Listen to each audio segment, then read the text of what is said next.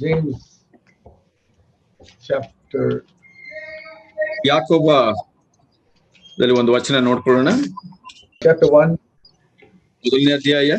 It speaks in verse 4. Let patience do a perfect work in you, so that you may be perfect and complete, lacking in nothing. ಆ ತಾಳ್ಮೆಯು ಸಿದ್ಧಿಗೆ ಬರಲಿ, ಆಗ ನೀವು ಶಿಕ್ಷಿತರು, ಸರ್ವ ಗುಣವುಳ್ಳವರು, ಏನೂ ಕಡಿಮೆ ಇಲ್ಲದವರು ಆಗುವಿರಿ ಅಂತ ಹೇಳುತ್ತೆ. So there it is speaking in verse 2 about different trials that come verse 3 to test our faith. ಮೂರನೇ ವಚನದಲ್ಲಿ ನಮ್ಮ ನಂಬಿಕೆಯನ್ನು ಪರಿಶೋಧಿಸಲು ಬಹಳ ಉಪದ್ರವಗಳು ಬರೋದ್ರ ಬಗ್ಗೆ ಮೂರನೇ ವಚನ ಹೇಳುತ್ತೆ. God wants to perfect us in patience. ದೇವರು ನಾವು ಸಮಾಧಾನದಲ್ಲಿ ಬೆಳಿಬೇಕು ಅಂತ ಬಯಸ್ತಾರೆ. We want to complete our spiritual life lacking in nothing.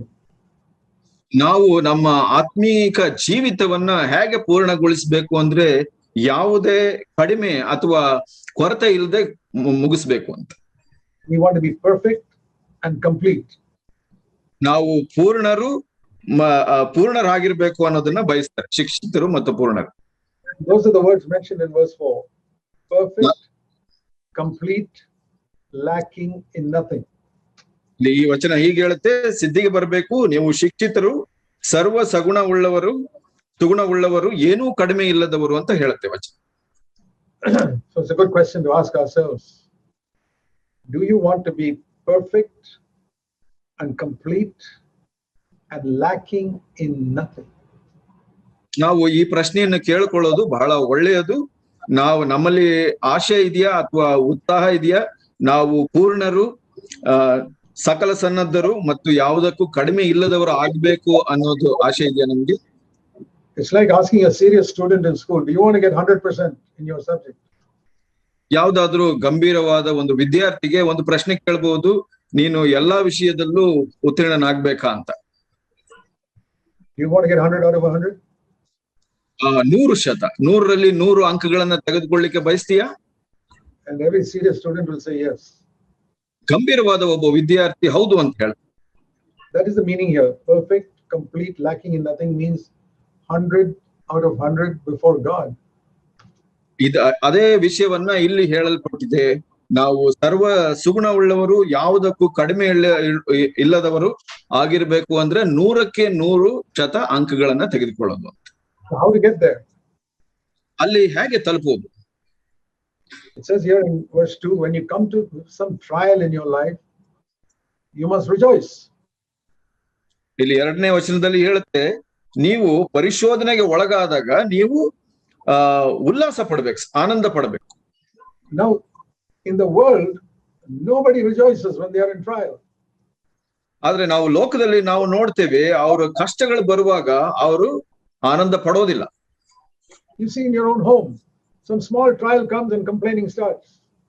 ನಿಮ್ಮ ಕುಟುಂಬದ ಜೀವಿತದಲ್ಲೇ ನೋಡಿ, ಯಾವ್ದಾದ್ರು ಒಂದು ಚಿಕ್ಕ ಕಷ್ಟಗಳು ಬಂದಾಗ ನೀವು ಗೊಣಗುಡ್ತೀರ. You see in your relationship with one another as brothers and sisters.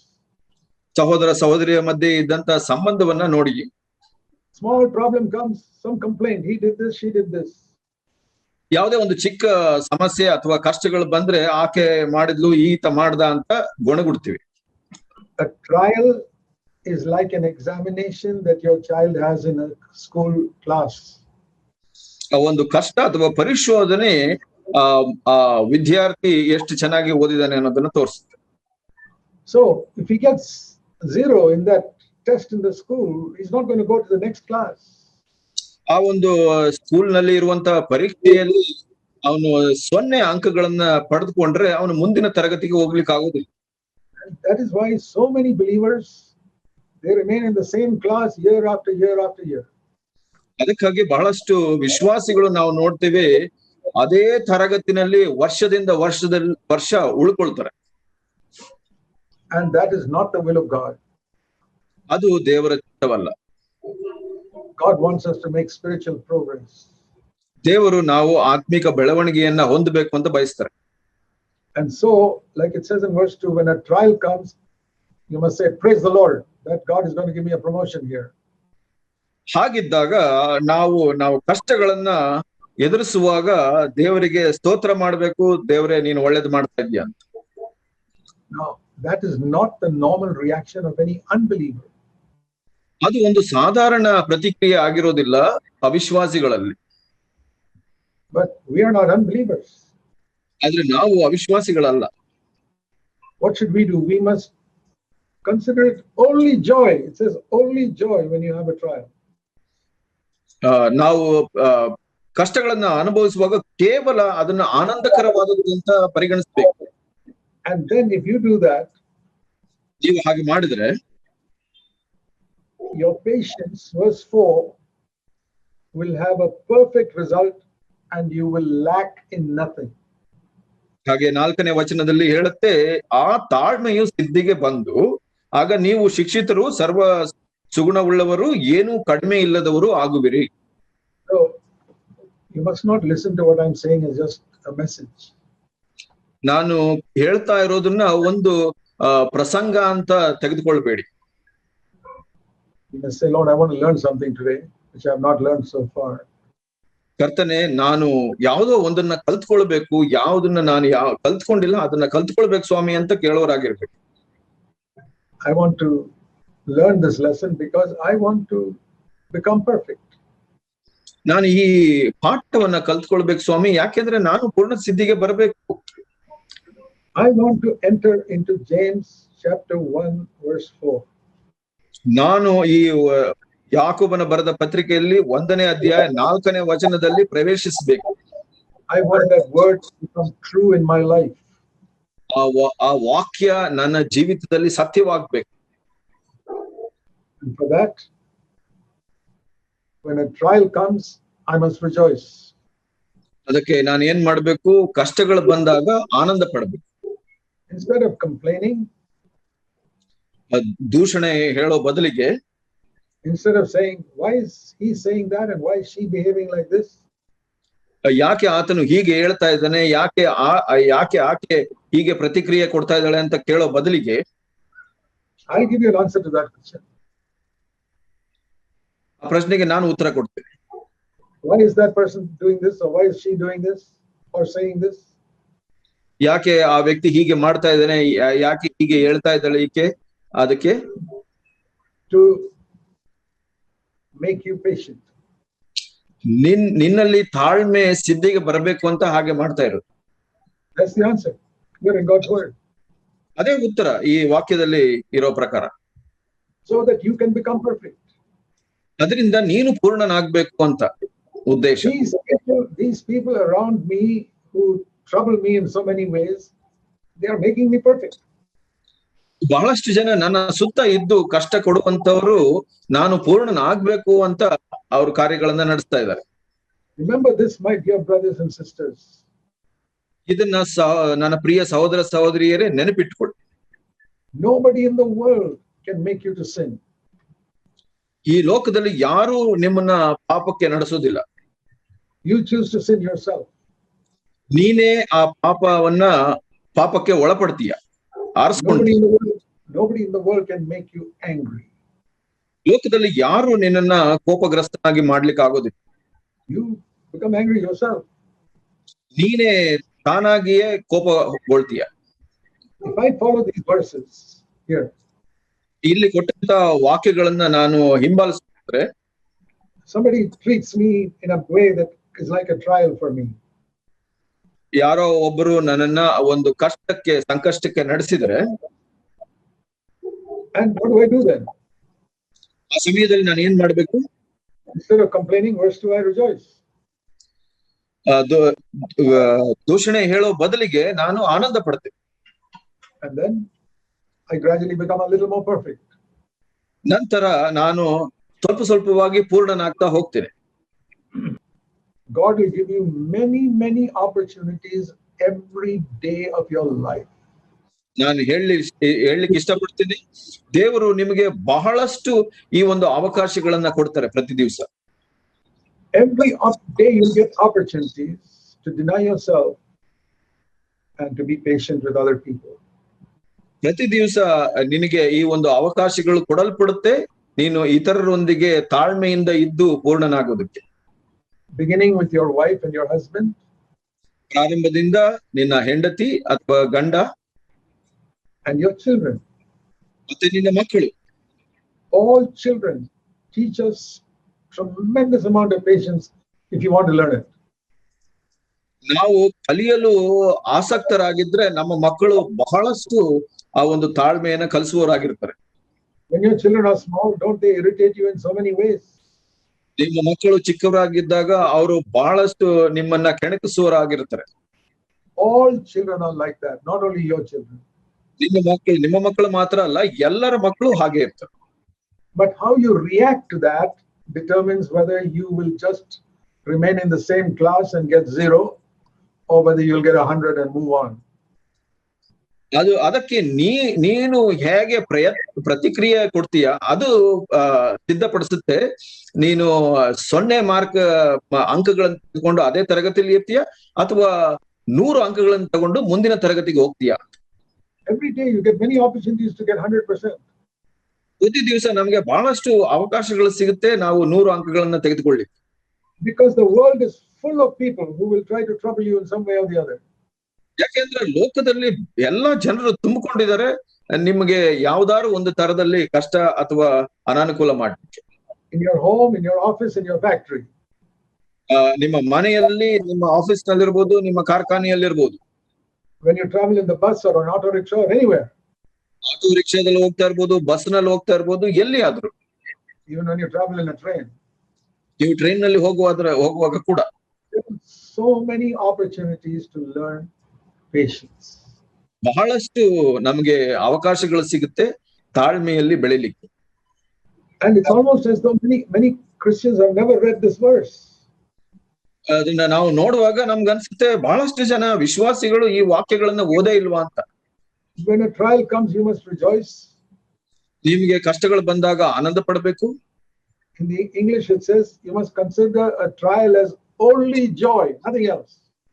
ಇಲ್ಲಿ ವಚನ ಹೇಳುತ್ತೆ ಅದನ್ನು ಕೇವಲ ಆನಂದಕರವಾದದ್ದೆಂದು ಎಣಿಸಿರಿ ಅಂತ ಹೇಳುತ್ತೆ. ಕೇವಲ only for joy, that trial. No other purpose. ಅದು ಬರುವಂತದ್ದೇ ಆನಂದಕ್ಕಾಗಿ, ಬೇರೆ ಉದ್ದೇಶವಿಲ್ಲ. If you take it like that, ನೀವು ಸ್ವೀಕರಿಸಿದ್ರೆ, then verse 4, patience will do a perfect work in you. ನಂತರ ಆ ಒಂದು ಸಮಾಧಾನ ನಿಮ್ಮನ್ನ ಶಿಕ್ಷಿತರನ್ನಾಗಿ ಸರ್ವ ಸದ್ಗುಣರನ್ನಾಗಿ ಮಾಡುತ್ತೆ. It takes a long time for God to do a work in us. ದೇವರಿಗೆ ಬಹಳ ಸಮಯ ಬೇಕಾಗುತ್ತೆ ನಮ್ಮಲ್ಲಿ ಆ ಕಾರ್ಯಗಳನ್ನ ನೆರವೇರಿಸ. You know, when a sister is making a cake, for example. ಉದಾಹರಣೆಗೆ ಒಬ್ಬ ಸಹೋದರಿ ಒಂದು ಕೇಕ್ ಅನ್ನ ತಯಾರು ಮಾಡ್ತಾ ಇದ್ದಾರೆ. You mix it all and you put it in the oven to heat it. ಅದನ್ನ ಎಲ್ಲ ಒಂದು ಮಿಶ್ರಣ ಮಾಡಿ ಆ ಓವನ್ ನಲ್ಲಿ ಬೆಂಕಿಯಲ್ಲಿ ಇಡ್ತಾರೆ. And if the oven is not hot, there will be no cake. ಆ ಒಂದು ಒಲೆ ಬಿಸಿ ಆಗಿಲ್ಲ ಅಂದ್ರೆ ನೀವು cake ತಯಾರಾಗೋದಿಲ್ಲ. Or if you take it out after 2 minutes, there will be no cake. ಅದನ್ನ ಬಹಳ ಬೇಗ ತೆಗೆದು ಬಿಟ್ರೆ ನಿಮಗೆ ಕೇಕ್ ಸಿಗೋದಿಲ್ಲ. It has to be very hot and it has to take some hours. ಅದು ಆ ಒಲೆ ಬಹಳ ಬಿಸಿಯಾಗಿರ್ಬೇಕು ಮತ್ತೆ ಬಹಳ ಗಂಟೆಗಳು ಕೂಡ ತೆಗೆದುಕೊಳ್ಳು. It's the same way with our life. ಹಾಗೆ ನಮ್ಮ ಜೀವಿತದಲ್ಲಿ ಕೂಡ God allows the temperature to be very hot around us by the trials that come. ದೇವರು ಅನುಮತಿಸ್ತಾರೆ ನಮ್ಮ ಸುತ್ತಲಿನ ವಾತಾವರಣದಲ್ಲಿ ಹೆಚ್ಚು ಬಿಸಿ ಅಥವಾ ಕಷ್ಟಗಳು ಬರಬೇಕು ಅಂತ. And the purpose is that we become perfect, like a cake that is perfect. ಅದರ ಉದ್ದೇಶ ಏನಂದ್ರೆ ಒಂದು ಕೇಕ್ ಹೇಗೆ ತಯಾರಾಗುತ್ತೋ ಹಾಗೆ ನಾವು ಸರ್ವ ಸುಗುಣರಾಗಬೇಕು ಅಂತ. So please remember that all your life. ಇದನ್ನ ನೀವು ಯಾವಾಗ್ಲೂ ನೆನ್ಪಿಟ್ಕೊಳ್ಳಿ. Don't just listen to this and forget it tomorrow. ಇದನ್ನ ಇವತ್ತು ಕೇಳಿ ನಾಳೆ ಮರ್ತು ಬಿಡ್ಬೇಡಿ. First of all, go to God and say, Lord, I look back over my life and I see I have failed in this subject many times. ಮೊದಲನೇದಾಗಿ ನಾವು ದೇವರ ಬಳಿ ಹೋಗಿ, ಕರ್ತನೇ ನಾನು ಸೋತಿದ್ದೇನೆ, ಈ ಒಂದು ವಿಷಯದಲ್ಲಿ ನನಗೆ ಸಹಾಯ ಮಾಡುವಂತ ಕೇಳುವರಾಗಿರ್ಬೇಕು. Because I failed many times. ಯಾಕೆಂದ್ರೆ ಬಹಳಷ್ಟು ಸಲ ನಾನು ಸೋತಿದ್ದೀನಿ. So if your son or daughter is failing in one subject again and again and again every year, ನಿಮ್ಮ ಮಗ ಅಥವಾ ಮಗಳು ಒಂದೇ ಒಂದು ವಿಷಯ ಅನುತ್ತೀರ್ಣರಾಗ್ತಾ ಇದ್ರೆ won't you be concerned about that? ನಿಮಗೆ ಅದರ ಬಗ್ಗೆ ಕಾಳಜಿ ಇರೋದಿಲ್ವಾ? Particularly if it's a very important subject like mathematics. ಮುಖ್ಯವಾಗಿ ಆ ಒಂದು ವಿಷಯ ಬಹಳ ಮುಖ್ಯವಾದ ಒಂದು ವಿಷಯವಾಗಿದ್ರೆ ಒಂದು ಗಣಿತ ವಿಷಯದ. So in the same way, patience is a very important subject in the Christian life. ಹಾಗೇನೆ ಕ್ರಿಸ್ತಿಯ ಜೀವಿತದಲ್ಲಿ ಆ ತಾಳ್ಮೆ ಅನ್ನೋದು ಬಹಳ ಮುಖ್ಯವಾದ ವಿಷಯ. And you have to ask yourself how many marks you have been getting in the last so many years. ನಿಮ್ಮನ್ನ ನೀವೇ ಕೇಳ್ಕೊಳ್ಬೇಕು, ಕಳೆದ ಹಲವು ವರ್ಷಗಳಲ್ಲಿ ಈ ತಾಳ್ಮೆ ವಿಷಯದಲ್ಲಿ ಎಷ್ಟು ಅಂಕಗಳನ್ನ ತೆಗೆದುಕೊಳ್ತಾ ಇದ್ದೀರಾ? Just like when your child comes back with the report card, you ask how many marks did you get? ನಿಮ್ಮ ಮಗು ಶಾಲೆಯಿಂದ ಅಂಕಪಟ್ಟಿ ತೆಗೆದುಕೊಂಡು ಬಂದ್ರೆ ಎಷ್ಟು ಅಂಕ ಪಡ್ಕೊಂಡಿದೀಯಾ ಅಂತ ವಿಚಾರಿಸ್ತಿರಲ್ಲ? You need to ask yourself how many marks did you get in patience during the last 1 year? ಹಾಗೆ ನೀವು ನಿಮ್ಮನ್ನೇ ಪ್ರಶ್ನಿಸಬೇಕು, ಕಡೆಯ ಒಂದು ವರ್ಷದಲ್ಲಿ ಈ ಒಂದು ತಾಳ್ಮೆಯ ವಿಷಯದಲ್ಲಿ ಎಷ್ಟು ಅಂಕಗಳನ್ನ ತೆಗೆದುಕೊಂಡಿದ್ದೀರಾ? If you look back, you'll see you had many opportunities. ನೀವು ಹಿಂದೆ ತಿರುಗಿ ನೋಡಿದ್ರೆ ಬಹಳಷ್ಟು ಅವಕಾಶಗಳು ನಿಮ್ಗೆ ಸಿಕ್ಕಿರುತ್ತೆ. Many people irritated you in the last 1 year. ಒಂದು ವರ್ಷದಲ್ಲಿ ಬಹಳಷ್ಟು ಜನ ನಿಮ್ಮನ್ನ ಕೆಣಕಿಸಿರ್ತಾರೆ. And things did not go the way you wanted. ವಿಷಯಗಳು ನೀವು ನೆನೆಸಿದಂತೆ ನಡೆದಿರೋದಿಲ್ಲ. And we have had a wonderful examination in the last 1 year with this COVID pandemic. ಈ ಒಂದು Covid ಮಹಾಮಾರಿಯಿಂದ ಒಂದು ವರ್ಷದಲ್ಲಿ ನಾವು ನೋಡಿದ್ರೆ ಬಹಳಷ್ಟು ಪರೀಕ್ಷೆಗಳು ನಮಗೆ ಬಂದಿದೆ ಅಂತ ಹೇಳ್ಬೋದು. One purpose of it is God is trying to teach his children patience. ಮೊದಲ ಮುಖ್ಯ ಉದ್ದೇಶ ಏನಂದ್ರೆ ದೇವರು ತನ್ನ ಮಕ್ಕಳಿಗೆ ಒಂದು ತಾಳ್ಮೆಯನ್ನ ಕಲಿಸ್ತಾ ಇದ್ದಾರೆ. When you can't go out of the house, ನೀವು ಮನೆಯಿಂದ ಹೊರಗೆ ಹೋಗ್ಲಿಕ್ಕೆ ಸಾಧ್ಯ ಆಗೋದಿಲ್ಲ. and you have to wear a mask whenever you go out. ಹೊರಗಡೆ ಹೋಗುವಾಗ ಆ ಒಂದು ಮುಖ ಒಂದು ಹಾಕೊಂಡು ಹೋಗ್ಬೇಕು. And there's a lockdown and you can't even go to the store for so many days or weeks. Lockdown ಇರೋದ್ರಿಂದ ಬಹಳ ದಿವಸಗಳು ವಾರಗಳು ನೀವು ಅಂಗಡಿಗೆ ಹೋಗ್ಲಿಕ್ಕೆ ಆಗೋದಿಲ್ಲ. You can sit at home and complain like all the other unbelievers, or you can say, Lord, you're teaching me patience. Thank you. ನೀವು ಮನೆಯಲ್ಲಿ ಕುಂತ್ಕೊಂಡು ಎಲ್ಲಾ ಅವಿಶ್ವಾಸಿಗಳ ತರ ಗೊಣಗುಟ್ಕೊಂಡಿರ್ಬಹುದು ಅಥವಾ ದೂಷಣೆ ಹೇಳ್ಕೊಂಡಿರ್ಬಹುದು, ಇಲ್ಲ ಅಂದ್ರೆ ವಿಶ್ವಾಸಿಗಳ ತರ ದೇವರೇ ನೀನು ನನಗೆ ತಾಳ್ಮೆಯನ್ನ ಕಲಿಸ್ತಾ ಇದ್ದೀಯಾ ಅಂತ ಹೇಳ್ಬೋದು. So what have you been doing in the last 1 year? ಕಡೆ ಒಂದು ವರ್ಷದಲ್ಲಿ ನೀವು ಏನ್ ಮಾಡ್ತಾ ಇದ್ರಿ? Are you always complaining the government is doing this or making this lockdown? ನೀವು ಆ ಒಂದು ಸರ್ಕಾರದ ವಿರುದ್ಧವಾಗಿ ಗೊಣಗುಡ್ತಾ ಇದ್ರ, ಸರ್ಕಾರ ಹೀಗೆ ಮಾಡ್ತಾ ಇದೆ ಹಾಗೆ ಮಾಡ್ತಾ ಇದೆ ಅಂತ? All that complaining, has it changed the government from any of its policies? ನೀವು ಮಾಡಿದ ದೂಷಣೆಗಳಿಂದ ಆ ಒಂದು ಸರ್ಕಾರದ ಕಾರ್ಯಗಳು ಏನಾದ್ರೂ ಬದಲಾಗಿದೆಯಾ? No, they do the same thing. ಇಲ್ಲ, ಅವರು ಏನ್ ಮಾಡ್ಬೇಕು ಅದನ್ನೇ ಮಾಡ್ತಾ ಇದ್ದಾರೆ. All your complaining has made you a worse person. ಆ ಒಂದು ದೂಷಣೆ ಗುಣಗುಟ್ಟೋದು ನಿನ್ನನ್ನ ಒಂದು ಕೆಟ್ಟ ವ್ಯಕ್ತಿಯನ್ನಾಗಿ ಮಾಡಿದೆ. When you could have been a better person by overcoming it. ಅದನ್ನ ಜಯಗಳಿಸೋದ್ರಿಂದ ಇನ್ನು ಉತ್ತಮ ವ್ಯಕ್ತಿ ಆಗಬಹುದು. We know that the most important thing in the Christian life is love. ನಿಮಗೆ ಗೊತ್ತಿದೆಯಾ, ಕ್ರಿಸ್ತಿಯ ಜೀವಿತದಲ್ಲಿ ಬಹಳ ಮುಖ್ಯವಾದ ವಿಷಯ ಪ್ರೀತಿ. Everybody knows that. ಎಲ್ಲರಿಗೂ ಗೊತ್ತಿದೆ. God is love. ದೇವರು ಪ್ರೀತಿ ಸ್ವರೂಪ. He sends the Holy Spirit to shed abroad his love in our hearts. ದೇವರು ತನ್ನ ಪ್ರೀತಿಯನ್ನು ನಮ್ಮ ಹೃದಯದಲ್ಲಿ ತುಂಬಿಸಿದ್ದಾನೆ ಪವಿತ್ರಾತ್ಮನ ಮುಖಾಂತರ. And there's a great chapter on love in 1 Corinthians 13. 1 ಕೊರಿಂಥ 13ರಲ್ಲಿ ಒಂದು ಬಹಳ ಒಳ್ಳೆಯ ಅಧ್ಯಾಯವಿದೆ ಪ್ರೀತಿಯ ಬಗ್ಗೆ. Please turn to that chapter, 1 Corinthians 13. 1 ಕೊರಿಂಥ 13ನೇ ಅಧ್ಯಾಯವನ್ನ ನೋಡ್ಕೊಳ್ಳೋಣ. There are certain qualities of love mentioned there. ಅಲ್ಲಿ ಕೆಲವು ಗುಣಗಳನ್ನ, ಪ್ರೀತಿಯ ಕೆಲವು ಗುಣಗಳನ್ನ ತೋರಿಸಲ್ಪಟ್ಟಿದೆ. You want to know what godly love is, it's described there in verse 4 to 7. ಅಲ್ಲಿ 4ರಿಂದ 7ನೇ ವಚನಗಳಲ್ಲಿ ಒಂದು ದೈವಿಕ ಪ್ರೀತಿ ಅಂದ್ರೆ ಏನು ಅಂದ್ರೆ ಅದ್ರ ಗುಣಗಳನ್ನ ತೋರಿಸಲ್ಪಟ್ಟಿದೆ. This is what divine love is. ಇದು ಆ ಒಂದು ದೈವಿಕ ಪ್ರೀತಿ. And what is the first quality? ಮೊದಲ ಗುಣವೇನು? Verse 4. 4ನೇ ವಚನದಲ್ಲಿ 1 Corinthians chapter 13 verse 4. 1 ಕೊರಿಂಥ 13:4. Love is patience. ಪ್ರೀತಿ ಬಹು ತಾಳ್ಮೆಯುಳ್ಳದು. You cannot say that you love your wife if you're not patient with her. ನೀವು ನಿನ್ನ ಹೆಂಡತಿಯನ್ನ ಪ್ರೀತಿಸ್ತೀನಿ ಅಂತ ಹೇಳಲಿಕ್ಕೆ ಆಗೋದಿಲ್ಲ ನಿಮಗೆ ತಾಳ್ಮೆ ಇಲ್ಲ ಅಂದ್ರೆ. You cannot say that you love your husband if you're not patient with him.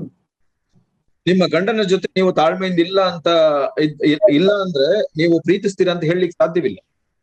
You cannot say you're patient with your children. You cannot say you love your children if you're not patient with them. ನೀವು ನಿಮ್ಮ ಮಕ್ಕಳನ್ನ ಪ್ರೀತಿಸ್ತೀನಿ ಅಂತ ಹೇಳಲಿಕ್ಕೆ ಆಗೋದಿಲ್ಲ ನಿಮಗೆ ತಾಳ್ಮೆ ಇಲ್ಲ ಅಂದ್ರೆ. We say we love our children by giving them money and food and clothes and education and all that. ನಾವು ಹೇಳ್ತೀವಿ ಮಕ್ಕಳಿಗೆ ಆಹಾರ ಕೊಡ್ತೀವಿ, ಬಟ್ಟೆ ಕೊಡ್ತೀವಿ, ಬೇರೆ ಎಲ್ಲಾ ಸಕಲ ಸವಲತ್ತುಗಳನ್ನ ಕೊಡ್ತೀವಿ. But ungodly people also do that, and atheists also do that for their children. ಯಾರು ದೇವ್ರನ್ನ ನಂಬೋದಿಲ್ಲ ಅಥವಾ ಅವಿಶ್ವಾಸಿಗಳು ಕೂಡ ಹಾಗೆ ಮಾಡ್ತಾರೆ ತಮ್ಮ ಮಕ್ಕಳಿಗೆ. There's no difference in that. ಅದರಿಂದ ಏನು ವ್ಯತ್ಯಾಸ ಇಲ್ಲ. But we show our love by being patient. ನಾವು ಮಕ್ಕಳಿಗೆ ಯಾವ ರೀತಿ ಪ್ರೀತಿ ತೋರಿಸ್ತೀವಿ ಅಂದ್ರೆ ಅವರ ಜೊತೆ ತಾಳ್ಮೆಯಿಂದ ವ್ಯವಹರಿಸುವುದರಿಂದ. That is the number one quality of love mentioned by the Holy Spirit here. ಇಲ್ಲಿ ಪವಿತ್ರಾತ್ಮನಿಂದ ತೋರಿಸಲ್ಪಟ್ಟ ಪ್ರೀತಿಯ ಮೊದಲ ಗುಣ ಇದಾಗಿದೆ. And that's why it says in James chapter 1, when a trial comes, let patience work in you. ಅದಕ್ಕಾಗಿ ಯಾಕೋಬನು ಹೇಳ್ತಾನೆ, ಯಾವಾಗ ನಿಮ್ಗೆ ಕಷ್ಟಗಳು ಬರುತ್ತೆ ಆವಾಗ ತಾಳ್ಮೆಯು ಸಿದ್ಧಿಗೆ ಬರಲಿ ಅಂತ. And we know that does not come naturally to us. ನಮಗೆ ಗೊತ್ತಿದೆ ಅದು ಸಾಧಾರಣವಾಗಿ ಬರೋದಿಲ್ಲ. Our natural reaction is to be impatient and upset when things don't go the way we want it to go. ಸ್ವಾಭಾವಿಕವಾಗಿ ಯಾವುದೇ ಒಂದು ಕಷ್ಟಗಳು ನಾವು ಅಥವಾ ವಿಷಯಗಳು ನಾವು ನೆನೆಸಿದಂತೆ ನಡೆದಿಲ್ಲ ಅಂದ್ರೆ ಅದರ ಬಗ್ಗೆ ಬೇಸರ, ಕೋಪ ಬರುತ್ತೆ. If we want this divine love, divine life in us, ನಮ್ಮಲ್ಲಿ ಆ ಒಂದು ದೈವಿಕ ಜೀವಿತ ಮತ್ತು ದೈವಿಕ ಪ್ರೀತಿ ಬರಬೇಕು ಅಂದ್ರೆ there is one decision we have to make. ಒಂದು ನಿರ್ಧಾರವನ್ನ ನಾವು ಮಾಡ್ಬೇಕು. I want you to turn with me to Genesis chapter 2. ಆದಿಕಾಂಡ 2ನೇ ಅಧ್ಯಾಯದಲ್ಲಿ ನಾವು ನೋಡ್ಕೊಳ್ಳೋಣ. When God made Adam and Eve, ದೇವರು ಆದಾಮ ಮತ್ತು ಹವ್ವಳನ್ನು ಸೃಷ್ಟಿ ಮಾಡಿದಾಗ He placed them in a beautiful garden. ಅವರನ್ನ ಒಂದು ಸುಂದರ ಒಂದು ತೋಟದಲ್ಲಿ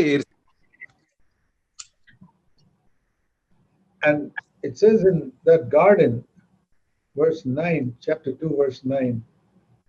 9ನೇ ವಚನದಲ್ಲಿ ಆ ತೋಟದಲ್ಲಿ ನಾವು ನೋಡ್ತೇವೆ, every tree in this garden was pleasing to the sight and good for food. ಎಲ್ಲಾ ಒಂದು ಮರಗಳು, ಎಲ್ಲಾ ತರದ ಮರಗಳು ನೋಡಲು ಸುಂದರವಾಗಿದ್ದು ಮತ್ತು ರುಚಿಕರವಾಗಿದ್ದು ಅಂತ ಹೇಳ. Can you imagine a garden where every tree is beautiful and every fruit is good? ಎಲ್ಲ ಮರಗಳು ಮತ್ತು ಎಲ್ಲ ಹಣ್ಣುಗಳು ಒಳ್ಳೆಯದಾಗಿರೋದನ್ನ ಯೋಚಿಸಿ ನೋಡಿ. And then it specially says there were two trees in the middle of the garden. ನಂತರ ಹೇಳುತ್ತೆ ಆ ಒಂದು ತೋಟದ ಮಧ್ಯಭಾಗದಲ್ಲಿ 2 ಮರಗಳಿತ್ತು ಅಂತ. One is the tree of life and the other is the tree of knowledge of good and evil. ಒಂದು ಮರವು ಜೀವದ ವೃಕ್ಷವಾಗಿತ್ತು, ಇನ್ನೊಂದು ಅರಿವು ಒಳ್ಳೆದರ ಕೆಟ್ಟದರ ಅರಿವನ್ನು ಕೊಡುವಂತ ಮರವಾಗಿತ್ತು. There were thousands of trees. ಅಲ್ಲಿ ಬಹಳಷ್ಟು ಸಾವಿರಾರು ಮರಗಳಿದ್ವು. All the fruit trees and the trees with nuts that we see today were all there. ಇವತ್ತು ನಾವು ನೋಡುವಂತ ಕೆಲವು ಬೀಜದ ಮರಗಳು ಮತ್ತು ಹಣ್ಣಿನ ಮರಗಳು ಬಹಳಷ್ಟು ಮರಗಳು ಇತ್ತು ಇವತ್ತು ನೋಡುವ ಹಾಗೆ.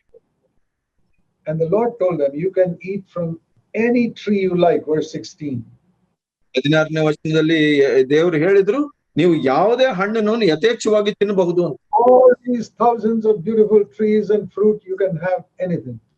ಈ ಎಲ್ಲಾ ಮರಗಳಲ್ಲಿ ಇರುವಂತ ಹಣ್ಣುಗಳನ್ನ, ಹಂಪಲುಗಳನ್ನ ತೆಗೆದುಕೊಳ್ಬಹುದು ನೀವು ಅಂತ ಹೇಳಿದ್ರು. And there's a beautiful tree of life there. That's the best. ಅಲ್ಲಿ ಬಹಳ ಉತ್ತಮವಾದದ್ದು ಜೀವದಾಯಕ ವೃಕ್ಷವಿದೆ. But there is one tree which is called the tree of verse 17 of knowledge of good and evil. ಇಲ್ಲಿ ಆದ್ರೆ ಒಂದು ವೃಕ್ಷವಿತ್ತು, ಅದು ಒಳ್ಳೆದರ ಕೆಟ್ಟದರ ಅರಿವನ್ನು ಕೊಡುವಂತ ವೃಕ್ಷ. That you must not eat. ಅದರಲ್ಲಿ ನೀವು ಹಣ್ಣನ್ನು ತಿನ್ನಬಾರದು. Because if you eat it, in that day itself you will die. ಅದನ್ನು ತಿಂದ್ರೆ ನೀವು ತಿಂದ ದಿನವೇ ಸತ್ತು ಹೋಗ್ತೀರಾ. You know what death means there? ಅದರಲ್ಲಿ ಸಾವು ಅಂದ್ರೆ ಅರ್ಥ ಏನ್ ಗೊತ್ತಾ? It's not physical death, because Adam did not die physically when they took ate from that tree. ಅದು ಒಂದು ದೈಹಿಕ ಸಾವು ಆಗಿರ್ಲಿಲ್ಲ, ಯಾಕಂದ್ರೆ ಆದಾಮನು ಹಣ್ಣು ತಿಂದ ನಂತರ ದೈಹಿಕ ಸಾಯ್ಲಿಲ್ಲ. Death means the connection with God is broken. ಇಲ್ಲಿ ಸಾವು ಅಂದ್ರೆ ದೇವರ ಒಟ್ಟಿಗೆ ಇರುವಂತಹ ಸಂಬಂಧ ಕಡಿದು ಹೋಗುವುದು. Whenever you commit a sin, ನೀವು ಯಾವಾಗಾದ್ರೂ ಪಾಪವನ್ನು ಮಾಡಿದ್ರೆ some death comes into your life. ನಿಮ್ಮಲ್ಲಿ ಆ ಒಂದು ಸಾವು ಸ್ವಲ್ಪ ಬರುತ್ತೆ. Your connection with God is broken. ದೇವರ ಜೊತೆ ಆ ಸಂಬಂಧ ಕಡಿದು ಹೋಗುತ್ತೆ. A little distance comes between you and God. ಆ ಒಂದು ಅಂತರ ಬರುತ್ತೆ ನಿಮಗೂ ದೇವರಿಗೂ ಮಧ್ಯದಲ್ಲಿ. You can call yourself believer and sing songs and praise the Lord and all that. ನೀವು ನಿಮ್ಮನ್ನ ವಿಶ್ವಾಸಿ ಅಂತ ಕರಿಬಹುದು, ಹಾಡನ್ನ ಆಡಬಹುದು, ನೀವು ಕ್ರೈಸ್ತ ಅಂದ್ಕೊಳ್ಬಹುದು. But when you sin, ಆದ್ರೆ ನೀವು ಪಾಪ ಮಾಡಿದಾಗ in your speech, ನಿಮ್ಮ ಮಾತಿನಲ್ಲಿ, when you get angry, ನೀವು ಕೋಪಗೊಂಡಾಗ, or when you sin in your thoughts with dirty thoughts, ಯಾವುದೋ ಒಂದು ಕೆಟ್ಟ ಯೋಚನೆಯಿಂದ ನಿಮ್ಮ ಮನಸ್ಸಿನಲ್ಲಿ ಪಾಪ ಮಾಡಿದಾಗ, or if you sin by cheating when money matters, ನೀವು ಹಣದ ವಿಷಯದಲ್ಲಿ ಯಾರಿಗಾದ್ರೂ ಮೋಸ ಮಾಡಿದಾಗ, any type of sin, ಯಾವುದೇ ತರದ ಪಾಪ, immediately a distance comes between you and God. ತಕ್ಷಣವೇ ನಿಮಗೂ ದೇವರಿಗೂ ಮಧ್ಯೆ ಆ ಅಂತರ ಬಂದ. Now, you may not realize this, ನಿಮಗೆ ಅದು ಗೊತ್ತಾಗದೇ ಇರಬಹುದು, because there may be so much sin in your life that you don't realize when one more sin takes you away from God. ನಿಮ್ಮಲ್ಲಿ ಜೀವಿತದಲ್ಲಿ ಬಹಳಷ್ಟು ಪಾಪಗಳಿರ್ಬಹುದು, ಇನ್ನೊಂದು ಪಾಪ ನಿಮ್ಮನ್ನ ದೇವರನ್ನ ಅಗಲಿಸಿದ್ರೆ ನಿಮಗೆ ಗೊತ್ತಾಗದೇ ಇರಬಹುದು. So let's look at these two trees. ನಾವು ಈ ಎರಡು ಮರಗಳನ್ನ ಗಮನಿಸೋಣ. One is the knowledge of good and evil. ಒಳ್ಳೆಯದ ಮತ್ತು ಕೆಟ್ಟದರ ಅರಿವನ್ನು ಕೊಡುವಂತ ಮರ ಒಂದು. The other is the tree of life. ಇನ್ನೊಂದು ಜೀವದಾಯಕ ಮರ. So let's look at these two things, knowledge and life. ಇಲ್ಲಿ ಎರಡನ್ನ ನೋಡೋಣ. ಜೀವದಾಯಕರು, ಅರಿವನ್ನು ಕೊಡುವ ಅರಿವು ಮತ್ತು ಜೀವ ಎರಡನ್ನ ನೋಡೋಣ. Knowledge of the truth. ಸತ್ಯದ ಅರಿವು. What is good and what is evil? ಯಾವುದು ಒಳ್ಳೆಯದು, ಯಾವುದು ಕೆಟ್ಟದು. Is there anything wrong with that? ಇದರಿಂದ ಏನಾದ್ರು ತಪ್ಪಿದೆಯಾ? Don't we teach our children what is good and what is evil? ಮಕ್ಕಳಿಗೆ ಕಲಿಸ್ತೀವಲ್ಲ ಯಾವುದು ಒಳ್ಳೆಯದು ಯಾವುದು ಕೆಟ್ಟದ್ದು ಅಂತ. That's a very good thing, knowledge of good and evil. ಒಂದು ಒಳ್ಳೆದು ಕೆಟ್ಟದರ ಅರಿವು ಇರೋದು ಒಳ್ಳೇದಲ್ವಾ? And why did God say don't take from there? ಯಾಕೆ ದೇವರು ಅದನ್ನ ಪಡ್ಕೊಳ್ಬಾರ್ದು ಅಂತ ಹೇಳಿ? Why did he say go to the tree of life? ಯಾಕೆ ಜೀವ ವೃಕ್ಷಕ್ಕೆ ಹೋಗ್ಬೇಕು ಅಂತ ಹೇಳಿ? Okay, I'll give you an illustration. ನಾನು ಒಂದು ಉದಾಹರಣೆಯನ್ನ ಕೊಡ್ತೇನೆ. You know this book, the Bible, we all have it. ನಿಮಗೆ ಗೊತ್ತಿದೆ, ಈ ಬೈಬಲ್ ಪುಸ್ತಕ ನಿಮ್ಮಲ್ಲಿ ಎಲ್ಲರಿಗೂ ನಿಮ್ಮಲ್ಲಿದೆ. Inside your Bible, ಬೈಬಲಿನ ಒಳಭಾಗದಲ್ಲಿ, your Bible, ನಿಮ್ಮ ಬೈಬಲ್ ಒಳಭಾಗದಲ್ಲಿ there are two trees. ಎರಡು ವೃಕ್ಷಗಳು ಅಥವಾ ಮರಗಳಿದೆ. Every page, ಪ್ರತಿಯೊಂದು ಪುಟದಲ್ಲಿ ಕೂಡ there are two trees. ಎರಡು ವೃಕ್ಷಗಳಿದೆ. Tree of knowledge or tree of life. ಅರಿವಿನ ವೃಕ್ಷ ಅಥವಾ ಜೀವದ ವೃಕ್ಷ.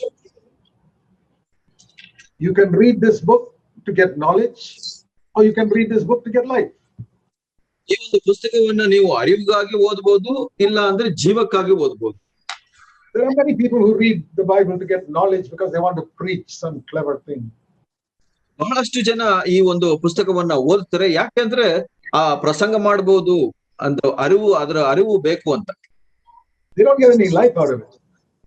ಅದರಿಂದ ಅವರು ಜೀವವನ್ನ ಪಡ್ಕೊಳ್ಳೋದು. They don't become more like Jesus. Life means more like Jesus Christ. ಜೀವ ಅಂದ್ರೆ ನಾವು ಹೆಚ್ಚು ಯೇಸು ಸ್ವಾಮಿಯ ತರ ಆಗುವಂತ. means becoming more patient, more humble.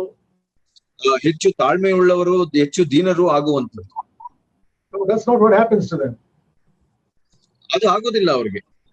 They read something and say, oh, that's a good thing, I can preach next Sunday. ನಾನು ಬರೋ ಭಾನುವಾರ ಚೆನ್ನಾಗಿ ಪ್ರಸಂಗ ಮಾಡಬಹುದು. They're not interested in life, they're only interested in some honor. ಅವ್ರು ಯಾವ್ದ್ರಲ್ಲಿ ಆಸಕ್ತರಾಗಿರ್ತಾರೆ ಅಂದ್ರೆ ಇನ್ನೊಬ್ರಿಂದ ಗೌರವ ಬರ್ಬೇಕು. And they've got some knowledge. ಅದರಿಂದ ಒಂದು ಅರಿವು ಅವ್ರಿಗೆ ಸಿಗುತ್ತೆ. And they can preach that knowledge to other people and get some honor. ಅದರಿಂದ ಆ ಒಂದು ಪ್ರಸಂಗವನ್ನ ಮಾಡಿ ಅದರಿಂದ ಅವ್ರ ಗೌರವವನ್ನ ಹೊಂದ್ಕೊಳ್ಬೇಕು ಅಂತ ಬಯಸ್ತಾರೆ. You know, you can listen to a good preacher and say, boy, I wish I could preach like him. ನಾವು ಕೆಲವು ಪ್ರಸಂಗಿಗಳನ್ನ ನೋಡ್ಬೋದು, ಅವ್ರನ್ನ ನೋಡಿ ನಾನು ಅವ್ರ ತರ ಆಗ್ಬಹುದು ಅಂತ ಬಯಸ್ಬೋದು. Why are you thinking that? ಯಾಕೆ ಅದನ್ನ ಹುಡುಕ್ತಾ ಇದ್ದೀರಾ? Not because you want to bring more people to Christ, it's because you want to get honor. ನೀವು ಇತರರನ್ನ ಕ್ರಿಸ್ತನ ಕಡೆಗೆ ತೆಗೆದುಕೊಂಡು ಬರ್ಬೇಕು ಅಂತ ಅಲ್ಲ, ಅದಕ್ಕಾಗಿ ಅಲ್ಲ, ನೀವು ನಿಮಗೆ ಗೌರವವನ್ನ ಹುಡುಕ್ತಾ ಇದ್ದೀರಾ ಅದಕ್ಕಾಗಿ. There are so many people who study the Bible to get knowledge, to get honor. ಬಹಳಷ್ಟು ಜನ ದೇವರ ವಾಕ್ಯವನ್ನ ಯಾಕೆ ಓದ್ತಾ ಇದ್ದಾರೆ ಅಂದ್ರೆ ಅರಿವನ್ನ ಹೊಂದ್ಕೊಳ್ಳಿಕ್ಕೆ. For them, this book has become a tree of knowledge of good and evil. ಹಾಗಿದ್ರೆ ಈ ಪುಸ್ತಕ ನಿಮಗೆ ಏನಾಗಿದೆ? ಇದು ಆ ಒಂದು ಒಳ್ಳೆಯದರ ಕೆಟ್ಟದರ ಅರಿವನ್ನು ಕೊಡುವಂತ ಮರವಾಗಿದೆ. They're not teaching evil, no. ಅವರೇನು ಕೆಟ್ಟದನ್ನ ಕಲಿಸ್ತಾ ಇಲ್ಲ, ಇಲ್ಲ. They're teaching good things. ಅದರಿಂದ ಒಳ್ಳೆಯದನ್ನೇ ಕಲಿಸ್ತಾ ಇದ್ದಾರೆ. They're saying this is good and this is evil. ಇದು ಕೆಟ್ಟದ್ದು, ಇದು ಒಳ್ಳೆಯದು ಅಂತ ಹೇಳ್ತಾ ಇದ್ದೀರಾ. There is no life in it. ಆದ್ರೆ ಅಲ್ಲಿ ಜೀವವಿಲ್ಲ ಅದು. I have heard so many preachers like that. ಹಾಗೆ ಬಹಳಷ್ಟು ಪ್ರಸಂಗಿಗಳನ್ನ ನಾನು ಕೇಳಿದ್ದೇನೆ. You get some information in your head of what is right and what is wrong. ಕೆಲವು ವಿಷಯಗಳನ್ನ ಮನಸ್ಸಿನಲ್ಲಿ ತುಂಬಿಕೊಳ್ಳೋದು, ಯಾವುದು ಒಳ್ಳೆಯದು ಯಾವುದು ಕೆಟ್ಟದ್ದು ಅಂತ. But the word does not challenge you to come closer to Jesus Christ and get life. ಅದು ನಿಮಗೆ ಆ ಒಂದು ಪ್ರೋತ್ಸಾಹ ಉತ್ಸಾಹವನ್ನ ಕೊಡೋದಿಲ್ಲ ಕ್ರಿಸ್ತನಾಗ ಹತ್ರ ಬರೋ ಹಾಗೆ. That is the mistake Adam made. ಅದೇ ಒಂದು ತಪ್ಪನ್ನ ಆದಮನು ಮಾಡಿದ್ರು. See, those trees were there in front of Adam and Eve, knowledge and life. ಇಲ್ಲಿ ಎರಡು ಮರಗಳಿದ್ವು ಆದಮನ ಮುಂದೆ, ಒಂದು ಅರಿವು, ಇನ್ನೊಂದು ಜೀವ. And the devil said, go for knowledge. ಸೈತಾನ್ ಏನ್ ಹೇಳಿದ್ನು? ನೀನು ಆ ಒಂದು ಅರಿವಿನ ಕಡೆ ಹೋಗ್ಬೋದು. Don't worry about the tree of life, go for knowledge. ನೀವು ಆ ಜೀವದ ಬಗ್ಗೆ ಯೋಚನೆ ಮಾಡ್ಬೇಡ, ನೀವು ಅರಿವಿನ ಬಗ್ಗೆ ಯೋಚನೆ ಮಾಡು. Fill your head with the knowledge of good and evil, more knowledge of good and evil, and more knowledge of good and evil. ನಿಮ್ಮ ಮನಸ್ಸನ್ನ ಹೆಚ್ಚೆಚ್ಚು ತುಂಬಿಸ್ಕೋ ಅರಿವಿನ ಬಗ್ಗೆ, ಒಳ್ಳೆಯದರ ಕೆಟ್ಟದರ ಅರಿವಿನ ಬಗ್ಗೆ ನಿಮ್ಮ ಮನಸ್ಸನ್ನ ತುಂಬಿಸ್ಕೋ. What did it bring to Adam? Death. ಅದರಿಂದ ಏನ್ ಬಂತು? ಸಾವು ಬಂತು.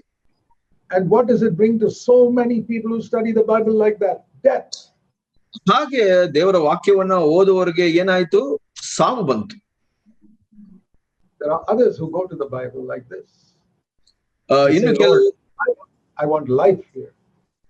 ಇನ್ನು ಕೆಲವರು ದೇವರ ವಾಕ್ಯಕ್ಕೆ ಹೇಗ್ ಬರ್ತಾರೆ ಅಂದ್ರೆ, ಸ್ವಾಮಿ ನನಗೆ ಜೀವ ಬೇಕು ಅಂತ ಬರ್ತಾರೆ. You know, we read in Luke 24 how Jesus conducted a Bible study. ನಾವು ಲೂಕ 24ರಲ್ಲಿ ಯೇಸು ಸ್ವಾಮಿ ಹೇಗೆ ಒಂದು ಅಧ್ಯಯನ, ದೇವರ ವಾಕ್ಯ ಅಧ್ಯಯನವನ್ನ ಮಾಡಿದ್ರು ಅಂತ ನೋಡ್ತೇವೆ. I started preaching nearly 58 years ago.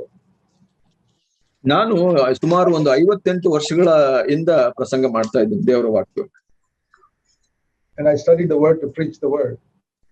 ದೇವರ ವಾಕ್ಯವನ್ನ ಹಂಚಿಕೊಳ್ಳಿಕ್ಕೆ ನಾನು ದೇವರ ವಾಕ್ಯವನ್ನ ಅಧ್ಯಯನ ಮಾಡಿದೆ. And I saw this example of Jesus as a preacher in Luke 24. ಲೂಕ 24ರಲ್ಲಿ ಯೇಸುವಿನ ಒಂದು ಉದಾಹರಣೆಯನ್ನ ನೋಡಿದೆ ಒಬ್ಬ ಪ್ರಸಂಗಿಯಾಗಿ. That challenged my heart so much. I said, Lord, I want to preach like that. ನನಗೆ ಬಹಳ ಅದು ಪ್ರೋತ್ಸಾಹ ಮಾಡ್ತು, ಕರ್ತನೇ ನಾನು ಹಾಗೆ ಒಂದು ದೇವರ ವಾಕ್ಯವನ್ನ ಹಂಚಬೇಕು ಅಂತ. This is the one place where we read that Jesus preached a sermon for 3 hours. ಈ ಒಂದು ಸ್ಥಳದಲ್ಲಿ ನೋಡ್ತೇವೆ ನಾವು, ಯೇಸು ಸ್ವಾಮಿ ದೇವರ ವಾಕ್ಯವನ್ನ 3 ಗಂಟೆಗಳ ಕಾಲ ಹಂಚಿದ್ರು. Not short 1-hour messages like we have. ನಾವು ಮಾಡುವ ಹಾಗೆ ಒಂದು ಗಂಟೆಯ ಕಾಲದ ಪ್ರಸಂಗವಲ್ಲ, 3 hours. 3 ಗಂಟೆಗಳ ಕಾಲ. And those days Bible was only Old Testament, Genesis to Malachi. ಆ ದಿವಸಗಳಲ್ಲಿ ದೇವರ ವಾಕ್ಯ ಅಂದ್ರೆ ಆದಿಕಾಂಡದಿಂದ ಮಲಾಕಿಯವರೆಗೆ. That is the full Bible those days. ಆವಾಗ ಪೂರ್ಣ ಬೈಬಲ್ ಅದೇ ಆಗಿದೆ. What we call Old Testament. ಅದಕ್ಕೆ ಇವಾಗ ನಾವು ಅದನ್ನ ಹಳೆ ಒಡಂಬಡಿಕೆ ಅಂತ ಕರಿತೀವಿ. And Jesus preached from Genesis to Malachi in 3 hours. ಯೇಸು ಸ್ವಾಮಿ ಆದಿಕಾಂಡದಿಂದ ಮಲಾಕಿವರೆಗೂ ಪ್ರಸಂಗ ಮಾಡಿದ್ರು. Not every verse. ಪ್ರತಿಯೊಂದು ವಚನಗಳಲ್ಲ, the main message. ಅದರಲ್ಲಿ in those 39 books. 39 ಪುಸ್ತಕಗಳಲ್ಲಿ ಇದ್ದಂತ ಮುಖ್ಯ ವಿಷಯಗಳನ್ನ ತಿಳಿಸಿದ್ರು ಅವ್ರಿಗೆ. Read Luke 24. ಇಲ್ಲಿ ನೋಡೋಣ, ಲೂಕ 24ರಲ್ಲಿ. We read after the resurrection. ಪುನರುತ್ಥಾನದ ನಂತರ ನಾವು ನೋಡ್ತೇವೆ. They never knew that Jesus had risen from the dead, the disciples. ಆದ್ರೆ ಶಿಷ್ಯರಿಗೆ ಗೊತ್ತಿರಲಿಲ್ಲ ಅವರು ಸತ್ತವರೊಳಗಿಂದ ಎದ್ದಿದ್ದಾನೆ ಯೇಸು ಸ್ವಾಮಿ ಅಂತ. And he had already risen on Sunday morning. ಭಾನುವಾರ ಬೆಳಗ್ಗೆ ನಾವು ನೋಡ್ತೇವೆ ಅವನ ಪುನರುತ್ಥಾನನಾಗಿದ್ದನು. But here were 2 disciples who did not know that. ಈ ಒಂದು ಇಬ್ಬರು ಶಿಷ್ಯರಿಗೆ ಅದರ ವಿಷಯವಾಗಿ ಗೊತ್ತಿರಲಿಲ್ಲ. And they were walking, verse 13, from Jerusalem to Emmaus. Luke 24:13. ಲೂಕ 24:13 ನಾವು ನೋಡ್ತೇವೆ, ಆ ದಿನದಲ್ಲಿ ಶಿಷ್ಯರಲ್ಲಿ ಇಬ್ಬರು ಯೆರೂಸಲೇಮಿಗೆ 6.5 ಮೈಲು ಉದ್ದಕ್ಕೆ ಎಮ್ಮಾವು ಎಂಬ ಹಳ್ಳಿಗೆ ಹೋಗುತ್ತಿದ್ರು ಅಂತ. You know what that distance was? ಆ ಒಂದು ಅಂತರ ಎಷ್ಟಿತ್ತು ಗೊತ್ತಾ? It says here 7 miles or 11 kilometers. ಇಲ್ಲಿ 7 ಮೈಲುಗಳು ಅಂತ ಹೇಳುತ್ತೆ, ಅಥವಾ 11 ಕಿಲೋಮೀಟರ್ಗಳು ಅಂತ ಹೇಳಬಹುದು. Now, how long does it take for you to walk 11 kilometers slowly? They were not running. ಅವರು ಓಡಿ ಹೋಗ್ತಾ ಇರ್ಲಿಲ್ಲ, ನಿಧಾನವಾಗಿ ನಡೆದು ಹೋಗ್ತಾ ಇದ್ರು. ನಿಮಗೆ ಎಷ್ಟು ಸಮಯ ಬೇಕು 7 ಮೈಲುಗಳನ್ನ ನಡಿಲಿಕ್ಕೆ? At least 3 hours. ಕನಿಷ್ಠ 3 ಗಂಟೆಗಳು ಬೇಕಾಗುತ್ತೆ. And it says Jesus came and started walking with them, verse 15. 15ನೇ ವಚನದಲ್ಲಿ ನಾವು ನೋಡ್ತೇವೆ ಯೇಸು ಸ್ವಾಮಿ ಅವರ ಜೊತೆಯಲ್ಲಿ ನಡೆಯಲು ಪ್ರಾರಂಭಿಸಿದರು. And it says here he walked all the way, verse 28, up to their house. ಅವರ ಮನೆಯವರೆಗೂ ಅವರ ಜೊತೆ ನಡೆದು ಹೋದನು ಅಂತ ನಾವು ನೋಡ್ತೇವೆ. All the 11 kilometers he walked with them. ಆ ಒಂದು 11 ಕಿಲೋಮೀಟರ್ ಅವರ ಒಟ್ಟಿಗೆ ನಡೆದು ಹೋದನು ಅಂತ ನಾವು ನೋಡ್ತೀವಿ. How long did that take? ಅದಕ್ಕೆ ಎಷ್ಟು ಸಮಯ ತೆಗೆದುಕೊಳ್ತು? 3 hours. 3 ಗಂಟೆಗಳ ಕಾಲ ತೆಗೆದುಕೊಳ್ತು. And what did he talk to them during those 3 hours? ಆ ಒಂದು 3 ಗಂಟೆಯ ಸಮಯಗಳಲ್ಲಿ ಏನನ್ನ ಮಾತಾಡಿದ್ರು ಯೇಸು? First of all, he told them how Christ has to die according to the scriptures in verse 25-26. 25-26ರಲ್ಲಿ ನಾವು ನೋಡ್ತೇವೆ ಕ್ರಿಸ್ತನು ಏನೆಲ್ಲ ಶ್ರಮ ಪಟ್ಟು ಆತನು ಸಾಯಬೇಕಾಗಿ ಬಂತು ಅನ್ನೋದರ ಬಗ್ಗೆ ಮಾತಾಡ್ತಾರೆ. And then verse 27. 27ನೇ ವಚನದಲ್ಲಿ, beginning with Moses and all the prophets, he explained to them the things concerning himself in the scriptures. ನಂತರ ಪ್ರಾರಂಭದಿಂದ ಮೋಶೆ ಮತ್ತು ಎಲ್ಲಾ ಪ್ರವಾದಿಗಳ ಮೊದಲುಗೊಂಡು ಸಮಸ್ತ ಗ್ರಂಥಗಳು ತನ್ನ ವಿಷಯದಲ್ಲಿ ಸೂಚನೆಗಳ ಬಗ್ಗೆ ವಿವರಿಸಿದನು ಅಂತ ಹೇಳುತ್ತೆ. Beginning with Moses means Genesis, because Moses wrote Genesis. He wrote the first book of the Bible.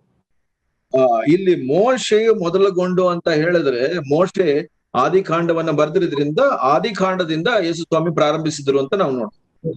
First 5 books of the Bible were written by Moses. ಮೊದಲ 5 ಪುಸ್ತಕಗಳು ಮೋಶೆಯು ಬರೆದಂತದ್ದು. So it says beginning with Moses means he began with Genesis. ಮೋಶೆಯಿಂದ ಮೊದಲುಗೊಂಡು ಅಂತ ಹೇಳಿದ್ರೆ ಆದಿಕಾಂಡದಿಂದ ಪ್ರಾರಂಭಿಸಿದ್ರು. And went all the prophets up to Malachi, the last prophet. ಎಲ್ಲಾ ಪ್ರವಾದಿಗಳ ಗ್ರಂಥಗಳು ಅಂದ್ರೆ ಮಲಾಕಿ ಗ್ರಂಥದವರೆಗೆ ಹೋದ್ರು. So he took a Bible study of those 39 books in those 3 hours. ಒಂದು 3 ಗಂಟೆಗಳ ಕಾಲದಲ್ಲಿ ಆ 39 ಪುಸ್ತಕಗಳ ವಿಷಯಗಳಲ್ಲಿ ಅಧ್ಯಯನ ಮಾಡಿದ್ರು ಅಂತ ಹೇಳ್ಬೋದು. It was like going through the Bible with Jesus Christ.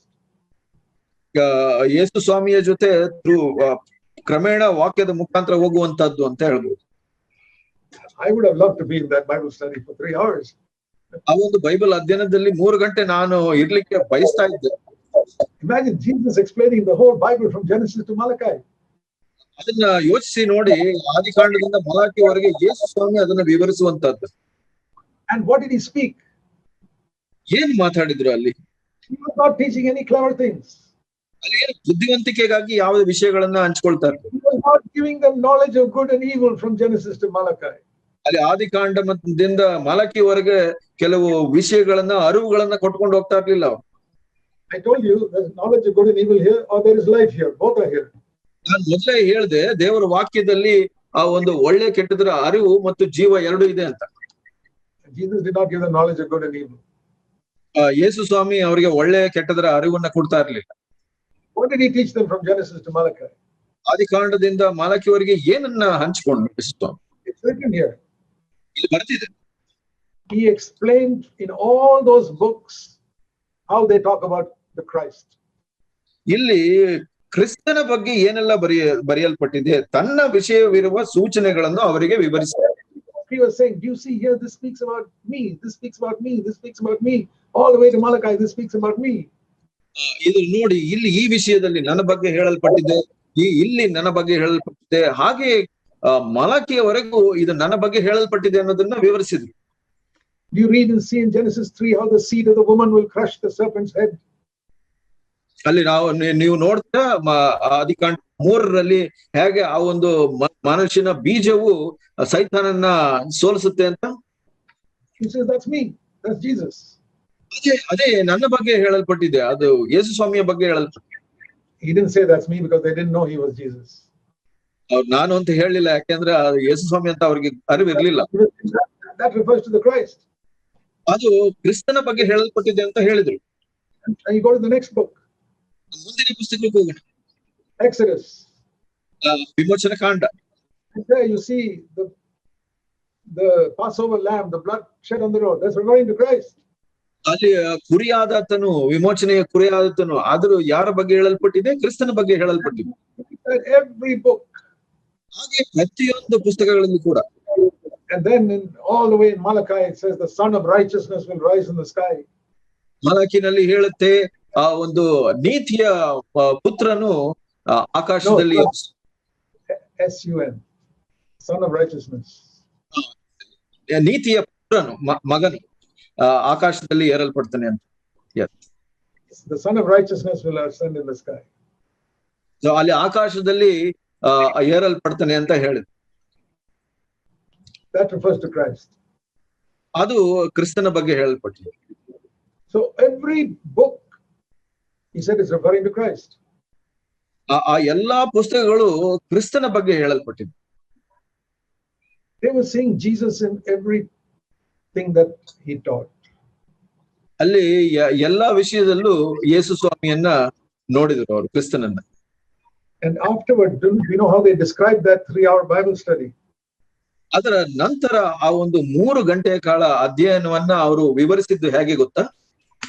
They said in verse 32, 32ನೇ ವಚನದಲ್ಲಿ ಹೀಗೆ ಹೇಳುತ್ತೆ, our hearts were burning within us when he spoke to us. ಆತನು ನಮ್ಮೊಟ್ಟಿಗೆ ಮಾತಾಡಿದಾಗ ನಮ್ಮ ಹೃದಯಗಳು ನಮ್ಮಲ್ಲಿ ಕುದಿಯುತ್ತಿತ್ತಲ್ಲವೇ ಅಂತ ಹೇಳ್ತಾರೆ. Now the Bible says Jesus Christ is the same yesterday, today and forever. ದೇವರ ವಾಕ್ಯ ಹೀಗೆ ಹೇಳುತ್ತೆ, ಯೇಸು ಸ್ವಾಮಿ ಹಿಂದೆ, ಇಂದು ಮತ್ತು ಮುಂದೆ ಒಂದೇ ತರನ ಆಗಿದ್ದಾನೆ ಅಂತ ಹೇಳುತ್ತೆ. You must all know that verse. ಆ ವಚನ ನಿಮ್ಗೆಲ್ಲರಿಗೂ ಗೊತ್ತಿರಬೇಕು. Hebrews 13 verse 8. ಇಬ್ರಿಯ 13:8ನೇ ವಚನ. He is the same yesterday, today, forever. ಯೇಸು ಕ್ರಿಸ್ತನು ನಿನ್ನೆ ಇದ್ದಾಗೆ ಇವತ್ತು ಇದ್ದಾನೆ, ನಿರಂತರವೂ ಹಾಗೆ ಇರುವನು. The way he explained the scriptures to them, he is the same today. He can explain it to you and me. ಅವರು ಹೇಗೆ ಅವರಿಗೆ ವಿವರಿಸಿದ್ರು, ಅವರು ಇವತ್ತು ಕೂಡ ಹಾಗೆ ಇದ್ದಾರೆ, ಇವತ್ತು ಕೂಡ ಹಾಗೆ ವಿವರಿಸುವರಾಗಿದ್ದಾರೆ. So when I started studying the Bible 58 years ago, I said, Lord, I want you to explain it to me like you explained it to them. 55 ವರ್ಷಗಳ ಮೊದಲು ಅವರ ವಾಕ್ಯವನ್ನು ವಿವರಿಸುವಾಗ ಅದು ನಾನು ದೇವರಲ್ಲಿ ಕರ್ತನಲ್ಲಿ ಕೇಳ್ಕೊಂಡೆ, ಕರ್ತನೆ ನೀನು ಅವಾಗ ಮಾಡ್ದಂಗೆ ಇವಾಗ ನನ್ನೊಟ್ಟಿಗೆ ಮಾಡುವಂತ. Because you're the same yesterday, today and forever. ಯಾಕೆ ಅಂದ್ರೆ ನೀನು ಅವತ್ತಿನಿಂದ ಇವತ್ತುವರೆಗೂ ಅದೇ ವ್ಯಕ್ತಿ ಆಗಿದ್ದೀಯ. I want to ask you whether you pray to Jesus like that when you read the Bible. ನಾನು ನಿಮ್ಗೆ ಹೇಳಲು ಇಷ್ಟಪಡ್ತೇನೆ, ನೀವು ದೇವರ ವಾಕ್ಯ ಓದುವಾಗ ಇದನ್ನ ಬಯಸ್ತೀರಾ? Okay, I don't want to condemn you, but start doing that from today. ನಾನು ಖಂಡಿಸಲು ಬಯಸೋದಿಲ್ಲ, ಆದ್ರೆ ಇವತ್ತಿನಿಂದ ಅದನ್ನ ಪ್ರಾರಂಭ ಮಾಡಿ. From tomorrow morning when you start reading the Bible. ನಾಳೆ ಬೆಳಗ್ಗೆ ದೇವರ ವಾಕ್ಯ ಓದಲು ಪ್ರಾರಂಭಿಸುವಾಗ, from today itself, ಇವತ್ತಿನಿಂದನೇ ಪ್ರಾರಂಭಿಸಿ. Say, Lord Jesus, like you explained the Bible to those disciples on the road to Emmaus, please explain the Bible to me. ಕರ್ತನಾದ ಯೇಸು ಸ್ವಾಮಿಯೇ, ಅವತ್ತು ಆ ಒಂದು ಶಿಷ್ಯರಿಗೆ ಎಮ್ಮೋವಿನ ಪ್ರಯಾಣದಲ್ಲಿ ನೀವು ಹೇಗೆ ಆ ದೇವರ ವಾಕ್ಯವನ್ನ ವಿವರಿಸಿದ್ರಿ, ಹಾಗೆ ನನಗೆ ಕೂಡ ವಿವರಿಸಿ. What was the result for them? What was the result for those disciples? ಫಲಿತಾಂಶವೇನಾಯ್ತು? You read in Luke 24 verse 32. ಇಲ್ಲಿ ಲೂಕ 24:32 ಏನು ಹೇಳಲ್ಪಟ್ಟಿದೆ? They said our hearts were burning within us. ನಮ್ಮ ಹೃದಯವು ನಮ್ಮಲ್ಲಿ ಕುದಿಯುತ್ತಿತ್ತು ಅಂತ ಹೇಳುತ್ತೆ. They didn't say our heads got more knowledge. ಅವರು ಹೀಗೆ ಹೇಳಲಿಲ್ಲ, ನಮ್ಗೆ ಬಹಳಷ್ಟು ಅರಿವು ಬಂತು ದೇವರ ವಾಕ್ಯದಲ್ಲಿ ಅಂತ. It's not their head, it was their heart that was touched. ಅವರ ಮನಸ್ಸಲ್ಲ ತುಂಬಿತ್ತು, ಅವರ ಹೃದಯ ತುಂಬಲ್ಪಟ್ಟು ಕುದಿಯಲ್ಪಟ್ಟು. And that is how it must be when you read the Bible. ಹಾಗೆ ನೀವು ದೇವರ ವಾಕ್ಯ ಓದುವಾಗ ಇರಬೇಕು. See, you can read the Bible and get a lot of knowledge in your head. ನೀವು ದೇವರ ವಾಕ್ಯವನ್ನ ಓದಿ ಬಹಳಷ್ಟು ಅರಿವನ್ನ ಶೇಖರಿಸಿಕೊಳ್ಬಹುದು. And you can become like the devil. ಹಾಗೆ ಮಾಡಿ ನೀವು ಸೈತಾನನ ಉಪಾಧಿಯಲ್ಲಿ ಆಗ್ಬಹುದು. Because the devil has got all the verses of the Bible in his head. ಸೈತಾನನು ಕೂಡ ಎಲ್ಲಾ ವಚನಗಳನ್ನ ತನ್ನ ಮನಸ್ಸಿನಲ್ಲಿ ತುಂಬಿಕೊಂಡಿದ್ದಾನೆ. He could even quote from the Bible to Jesus. ಯೇಸು ಸ್ವಾಮಿಗೂ ಕೂಡ ದೇವರ ವಚನವನ್ನ ತೋರಿಸೋನಾಗಿದ್ದಾನೆ. So he knows the Bible very well. ಆತನಿಗೆ ದೇವರ ವಾಕ್ಯ ಬಹಳ ಚೆನ್ನಾಗಿ ಗೊತ್ತಿದೆ. He gets knowledge from the Bible, not life. ಆತನು ದೇವರ ವಾಕ್ಯದಿಂದ ಅರಿವನ್ನ ಹೊಂದ್ಕೊಳ್ತಾನೆ, ಜೀವವನ್ನ ಅಲ್ಲ. Now let me tell you. ನಾನು ಹೇಳಲು ಬಯಸ್ತೇನೆ, if you get knowledge from the Bible, you are getting the same thing that Satan gets from the Bible. ನೀವು ಆ ದೇವರ ವಾಕ್ಯ ಓದೋದ್ರಿಂದ ಬರೀ ಅರಿವನ್ನ ಹೊಂದ್ಕೊಂಡ್ರೆ ನೀವು ಸೈತಾನನ ಹಾಗೆ ಅರಿವನ್ನ ಹೊಂದ್ಕೊಳ್ಳುವಾಗ, you listen to a sermon and what you get is some knowledge. That's just what Satan also gets. ನೀವು ಯಾವುದೋ ಒಂದು ಪ್ರಸಂಗವನ್ನ ಕೇಳ್ಕೊಂಡು ಅದರಿಂದ ಬರೀ ಅರಿವನ್ನ ಹೊಂದ್ಕೊಂಡ್ರೆ ಸೈತಾನನಾಗೆ ಆಯ್ತು. We must get life. ನಾವು ಜೀವವನ್ನ ಹೊಂದಿಕೊಳ್ಬೇಕು.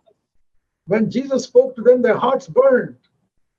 ಯೇಸು ಸ್ವಾಮಿ ಮಾತಾಡಿದಾಗ ಅವರ ಹೃದಯವು ಕುದಿಯಲ್ಪಡ್ತು. And you must say, Lord, when I read the Bible, my heart must burn like that. ನೀವು ಹಾಗೆ ಹೇಳ್ಬೇಕು, ಕರ್ತನೆ ದೇವರ ವಾಕ್ಯ ಓದುವಾಗ ನನ್ನ ಹೃದಯ ಕುದಿಯಲ್ಪಡಬೇಕು ಅಂತ. I want your Holy Spirit to speak to me in such a way my heart will burn. ನೀವು ಪವಿತ್ರಾತ್ಮನ ಮುಖಾಂತರ ನೀವು ಮಾತಾಡುವಾಗ ನನ್ನ ಹೃದಯ ಕುದಿಬೇಕು ಸ್ವಾಮಿ ಅಂತ ಕೇಳ್ಬೇಕು. From Genesis to Revelation. ನಾನು ಆದಿಕಾಂಡದಿಂದ ಪ್ರಕಟಣೆಯವರೆಗೂ. That's the first thing I prayed. ಅದು ಮುಖ್ಯವಾಗಿ ನಾನು ಅದನ್ನ ಪ್ರಾರ್ಥಿಸ್ತೇನೆ. 58 years ago. ನಾನು 58 ವರ್ಷಗಳ ಮೊದಲು ಅದನ್ನೇ ಪ್ರಾರ್ಥಿಸ್ತೀನಿ. And many times in these 58 years. ಈ ಒಂದು 58 ವರ್ಷಗಳಲ್ಲಿ ಬಹಳ ಸಲ ಈ ಪ್ರಾರ್ಥನೆ. I don't want just knowledge. ಕರ್ತನೇ, ನನಗೆ ಬರೀ ಅರಿವು ಬೇಕಾಗಿಲ್ಲ. My heart must burn because you're speaking to me. ನನ್ನ ಹೃದಯವು ಕುದಿಯಲ್ಪಡಬೇಕು, ಯಾಕೆಂದ್ರೆ ನೀನು ನನ್ನೊಟ್ಟಿಗೆ ಮಾತಾಡ್ತಾ ಇದ್ದೀಯ. Read the Bible. I want you to do the same thing that you did speaking to those disciples walking to Emmaus. ನಾನು ವಾಕ್ಯವನ್ನು ಓದುವಾಗ ಆ ಎಮ್ಮಾವಿಗೆ ನಡೆದ ಶಿಷ್ಯರಿಗೆ ಹೇಗಾಯ್ತು ಹಾಗೆ ನನಗೂ ಆಗ್ಬೇಕು. Pray like that from today. ಇವತ್ತಿನಿಂದ ಹಾಗೆ ಪ್ರಾರ್ಥಿಸ್ತೀನಿ. And then I was also called to preach the gospel. ನಂತರ ನಾನು ಆ ಸುವಾರ್ತೆಯನ್ನು ಸಾರಲು ಕರೆಯಲ್ಪಟ್ಟೆ. Not everybody is called to preach. Some people are called to preach. ಎಲ್ಲರೂ ಪ್ರಸಂಗವನ್ನು ಮಾಡ್ಲಿಕ್ಕೆ ಕರೆಯಲ್ಪಟ್ಟಿಲ್ಲ, ಆದ್ರೆ ನನಗೆ ಆ ಕರೆ. But the Lord had called me to preach. ಕರ್ತನು ನನ್ನನ್ನ ಈ ಒಂದು ಪ್ರಸಂಗವನ್ನು ಮಾಡ್ಲಿಕ್ಕೆ ಕರೆದನು. I prayed one more prayer. ಇನ್ನೊಂದು ಪ್ರಾರ್ಥನೆಯನ್ನ ನಾನು ಮಾಡಿದೆ. Lord, when I preach, other people's hearts must burn. Then I know that Jesus is speaking through me. ಹಾಗೆ ಯೇಸು ಸ್ವಾಮಿ ನನ್ನ ಮುಖಾಂತರ ಮಾತಾಡುವಾಗ, ನಾನು ಪ್ರಸಂಗ ಮಾಡುವಾಗ ಸ್ವಾಮಿ ಇತರರ ಹೃದಯ ಕೂಡ ಹಾಗೆ ಕುದಿಯಬೇಕು ಅಂತ ಕೇಳಿದ್ರು. I know that Jesus is speaking through me. ಇಲ್ಲ ಅಂದ್ರೆ ಅವ್ರು ಗೊತ್ತಾಗಲ್ಲ ಯೇಸು ಸ್ವಾಮಿ ನನ್ನ ಮುಖಾಂತರ ಮಾತಾಡ್ತಾ ಇದ್ದಾರೆ ಅಂತ. Otherwise, I'm just giving them the knowledge of good and evil. ಇಲ್ಲ ಅಂದ್ರೆ ಅವರಿಗೆ ಒಳ್ಳೆಯ ಕೆಟ್ಟದರ ಅರಿವುಗಳನ್ನ ನಾನು ಕೊಡೋ ಹಾಗೆ ಆಗುತ್ತೆ. I've heard so many preachers, they get up and preach and they give you some knowledge, this is good, this is evil. ನಾನು ಬಹಳಷ್ಟು ಪ್ರಸಂಗಿಗಳನ್ನ ಕೇಳಿದ್ದೇನೆ. ಅವ್ರು ಏನ್ ಮಾಡ್ತಾರೆ, ನಿಂತು ಹೀಗೆ ಪ್ರಸಂಗ ಮಾಡ್ತಾರೆ, ಯಾವ್ದು ಒಳ್ಳೆದು ಯಾವ್ದು ಕೆಟ್ಟದು ಅನ್ನೋ ಅರಿವನ್ನು. Their heart does not burn. ಆದ್ರೆ ಕೇಳುವಂತವರ ಹೃದಯವು ಕುದಿಯೋದಿಲ್ಲ. And you know why that is? ಅದು ಯಾಕೆ ಗೊತ್ತಾ? Jesus has to baptize us in the Holy Spirit and fire. ಯೇಸು ಸ್ವಾಮಿ ನಮ್ಮನ್ನ ಪವಿತ್ರಾತ್ಮನಿಂದ ಮತ್ತು ಬೆಂಕಿಯಿಂದ ಅಭಿಷೇಕ ಮಾಡಬೇಕು. See, John the Baptist made a promise concerning Jesus. ಯೇಸು ಸ್ವಾಮಿಯ ಬಗ್ಗೆ ಸ್ನಾನಿಕ ಯೋಹನ್ನನು ಹೀಗೆ ಒಂದು ವಾಗ್ದಾನವನ್ನು ಮಾಡ್ತಾನೆ. He made two promises. ಎರಡು ವಾಗ್ದಾನಗಳನ್ನ ಕೊಟ್ಟನು. The first promise is in John's Gospel. ಯೋಹನನ ಸುವಾರ್ತೆ ಮೊದಲ ವಾಗ್ದಾನ in chapter 1 and verse 36. ಮೊದಲನೇ ಅಧ್ಯಾಯ 36ನೇ ವಚನದಲ್ಲಿ ಹೀಗೆ ಹೇಳುತ್ತೆ. Chapter 1 verse 29. Chapter 1 verse 29. 29ನೇ ವಚನದಲ್ಲಿ ಹೀಗೆ ಹೇಳುತ್ತೆ. That's one promise he made. ಇಲ್ಲಿ ಒಂದು ವಾಗ್ದಾನವನ್ನು ಮಾಡಿದನು. He pointed to Jesus and said, "There is the Lamb of God who takes away the sin of the whole world." ಅಲ್ಲಿ ಆತನನ್ನು ಯೇಸು ಸ್ವಾಮಿಗೆ ತೋರಿಸಿ ಹೀಗೆ ಹೇಳಿದನು, ಆಗೋ ಯಜ್ಞಕ್ಕೆ ದೇವರು ನೇಮಿಸಿದ ಕುರಿ, ಲೋಕದ ಪಾಪವನ್ನು ನಿವಾರಣೆ ಮಾಡುವವನು. Have you experienced that? ಅದನ್ನು ನೀವು ಅನುಭವಿಸಿದ್ರಾ? Has he taken away your sin? ನಿಮ್ಮ ಪಾಪಗಳು ತೆಗೆಯಲ್ಪಟ್ಟಿದೆಯಾ? Have you confessed your sin and has he cleansed you with his blood? ನಿಮ್ಮ ಪಾಪಗಳನ್ನು ಅರಿಕೆ ಮಾಡಿ ಆತನು ನಿಮ್ಮನ್ನ ಶುದ್ಧೀಕರಿಸಿದನ ಪಾಪಗಳಿಂದ. Then you have experienced the first promise. ಹಾಗಿದ್ರೆ ನೀವು ಮೊದಲ ವಾಗ್ದಾನವನ್ನ ಅನುಭವಿಸಿದ್ದೀರಾ. John the Baptist was a forerunner. ಯೇಸು ಸ್ನಾನಿಕ ಯೋಹನ್ನನು ಮುಂದಾಳಾಗಿದ್ದನು, ಮುಂದೆ ಹೋದನು. He was preparing the way for Jesus. ಯೇಸು ಸ್ವಾಮಿಗೆ ಮಾರ್ಗವನ್ನು ಸಿದ್ಧಪಡಿಸುವ ಆತನು. He said, Jesus will do two things for you. ಇಲ್ಲಿ ಹೇಳಿದನು, ಯೇಸು ಸ್ವಾಮಿ ನಿಮಗೆ ಎರಡು ವಿಷಯಗಳನ್ನ ಮಾಡ್ತಾನೆ. One, he will take away all your sins. ಮೊದಲನೇದಾಗಿ ಎಲ್ಲಾ ಪಾಪಗಳನ್ನ ತೆಗೆದು ಬಿಡುತ್ತಾನೆ. I can testify, he has taken away all my sins.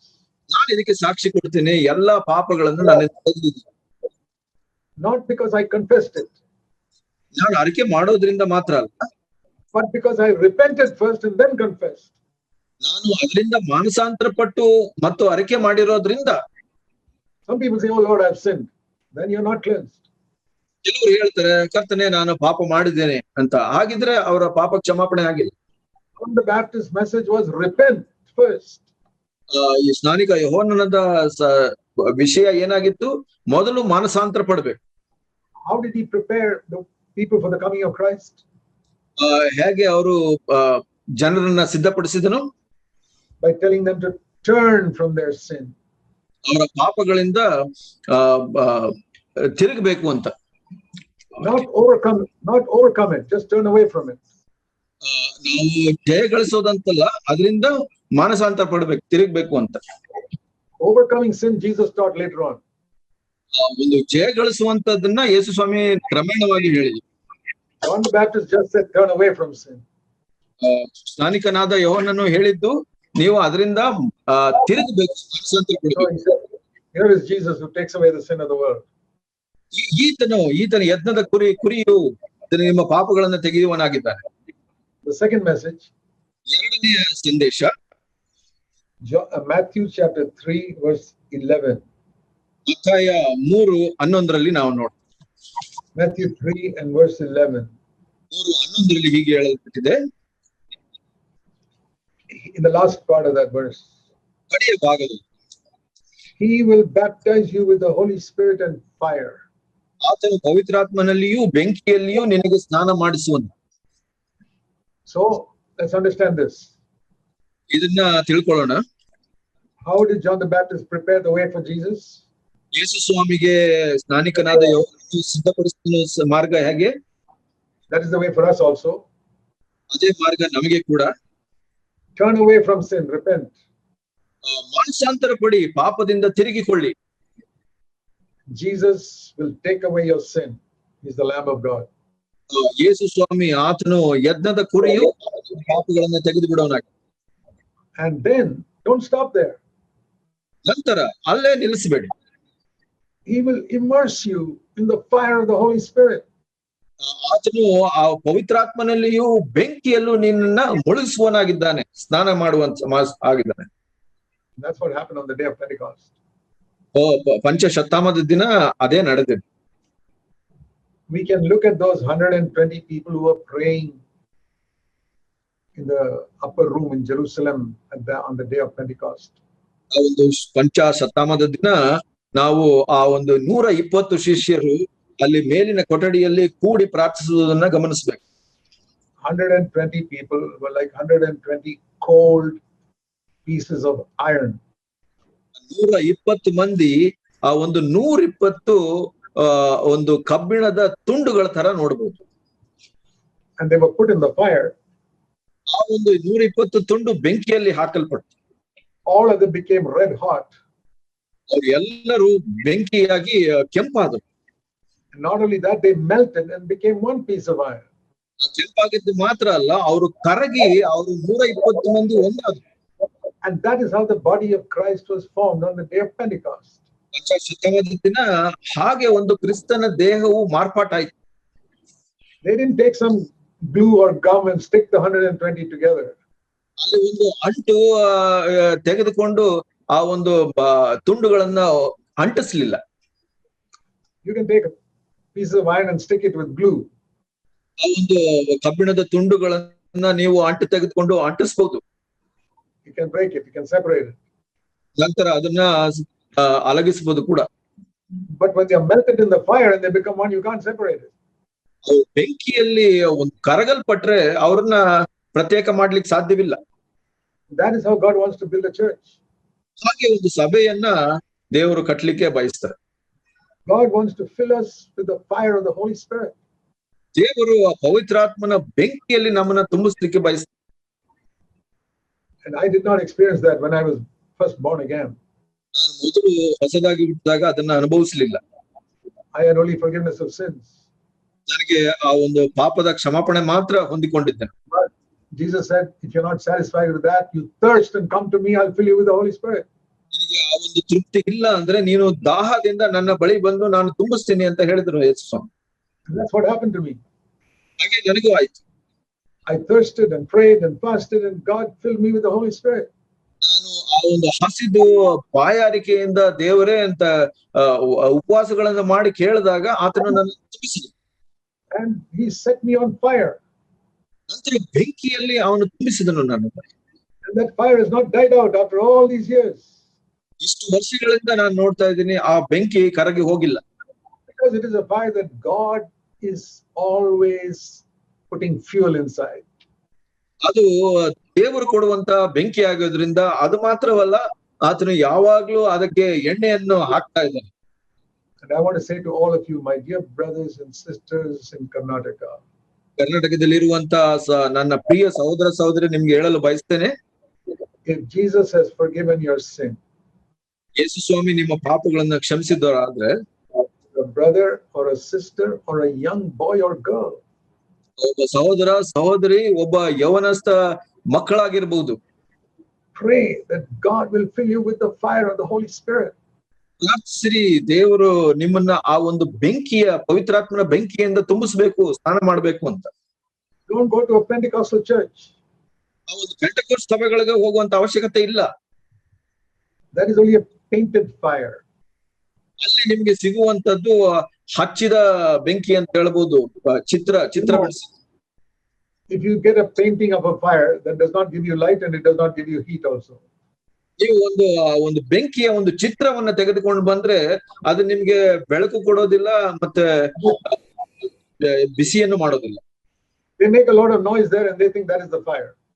ಅಲ್ಲಿ ಬಹಳಷ್ಟು ಶಬ್ದವನ್ನ ಮಾಡ್ತಾರೆ, ಮತ್ತೆ ಅದೇ ಪವಿತ್ರ ಬೆಂಕಿ ಅಂದ್ಕೊಂತಾರೆ.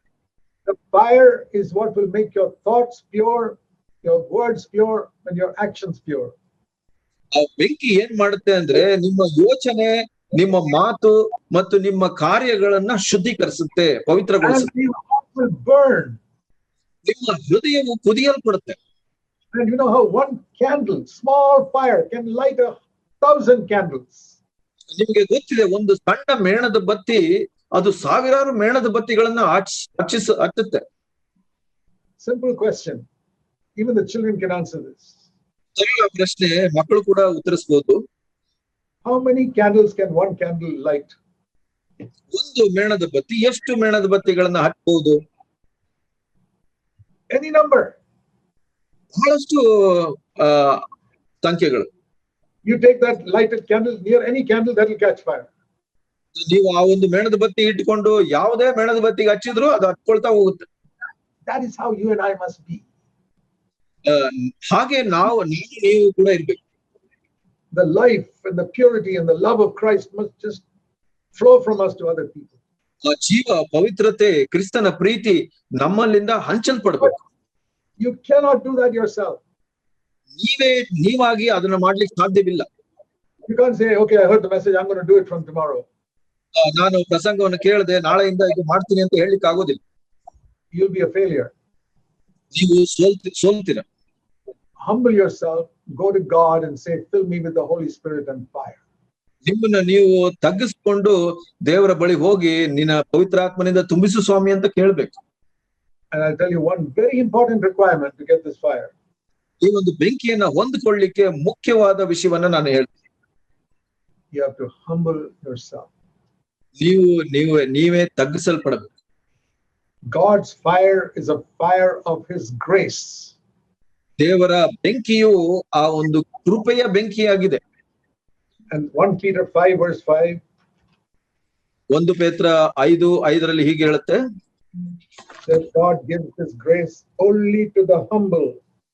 ದೇವರು ತನ್ನ ಕೃಪೆಯನ್ನು ದೀನರಿಗೆ ಮಾತ್ರ ಕೊಡ್ತಾನೆ ಅಂತ ಹೇಳಿ. He doesn't give it to everybody. ಅದನ್ನು ಎಲ್ಲರಿಗೂ ಕೊಡೋದಿಲ್ಲ ಇದನ್ನ. So if you haven't got it, it's because God doesn't see you're humble. ನಿಮಗೆ ಅದು ನೀವು ಹೊಂದಲ್ಪಟ್ಟಿಲ್ಲ ಅಂದ್ರೆ ಆ ದೇವರು ನಿಮ್ಮನ್ನ ದೀನರಾಗಿ ನೋಡೋದಿಲ್ಲ ಅಂತ ಅರ್ಥ. Maybe God sees you're a very proud brother or a proud sister.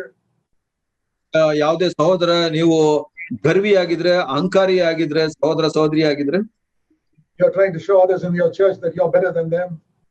ನೀವು ಸಭೆಯಲ್ಲಿ ನೀವು ಇತರರಿಗಿಂತ ಉತ್ತಮರು ಅಂತ ತೋರಿಸುವಂತವರಾಗಿದ್ರೆ, or you're trying to show off your knowledge to everybody else. ಎಲ್ಲರಿಗೂ ನಿಮ್ಮ ಅರಿವನ್ನ ಇತರರಿಗೆ ತೋರಿಸುವಂತ ಆಸಕ್ತರಾಗಿದ್ರೆ, such people will never get the fire of the Holy Spirit. ಅಂತವರಿಗೆ ಪವಿತ್ರಾತ್ಮನ ಬೆಂಕಿ ಸಿಗೋದಿಲ್ಲ. Humble yourself. ನಿಮ್ಮನ್ನ ನೀವು ತಗ್ಗಿಸಿಕೊಳ್ಳಿ. God gives His grace to the humble. ದೇವರು ದೀನರಿಗೆ ಕೃಪೆಯನ್ನ ಕೊಡುವ. We have seen in CFC during the last 46 years. CFC ನಲ್ಲಿ ಕಳೆದ 46 ವರ್ಷಗಳು ಇದನ್ನ ನೋಡಿದೆವು. Some wonderful brothers who started with great humility. ಬಹಳ ಕೆಲವರು ಒಂದು ಒಳ್ಳೆಯ ಅದ್ಭುತ ಸಹೋದರರು ದೀನತೆಯಿಂದ ತಮ್ಮ ಜೀವಿತವನ್ನ ಪ್ರಾರಂಭಿಸಿದವರು. God bless them. ದೇವರು ಆಶೀರ್ವದಿಸಿದ್ರು. Bless their family. ಅವರ ಕುಟುಂಬವನ್ನು ಆಶೀರ್ವದಿಸಿದ್ರು. God used them. ಉಪಯೋಗಿಸಿದ್ರು ದೇವರು. And their head became bigger and bigger with pride.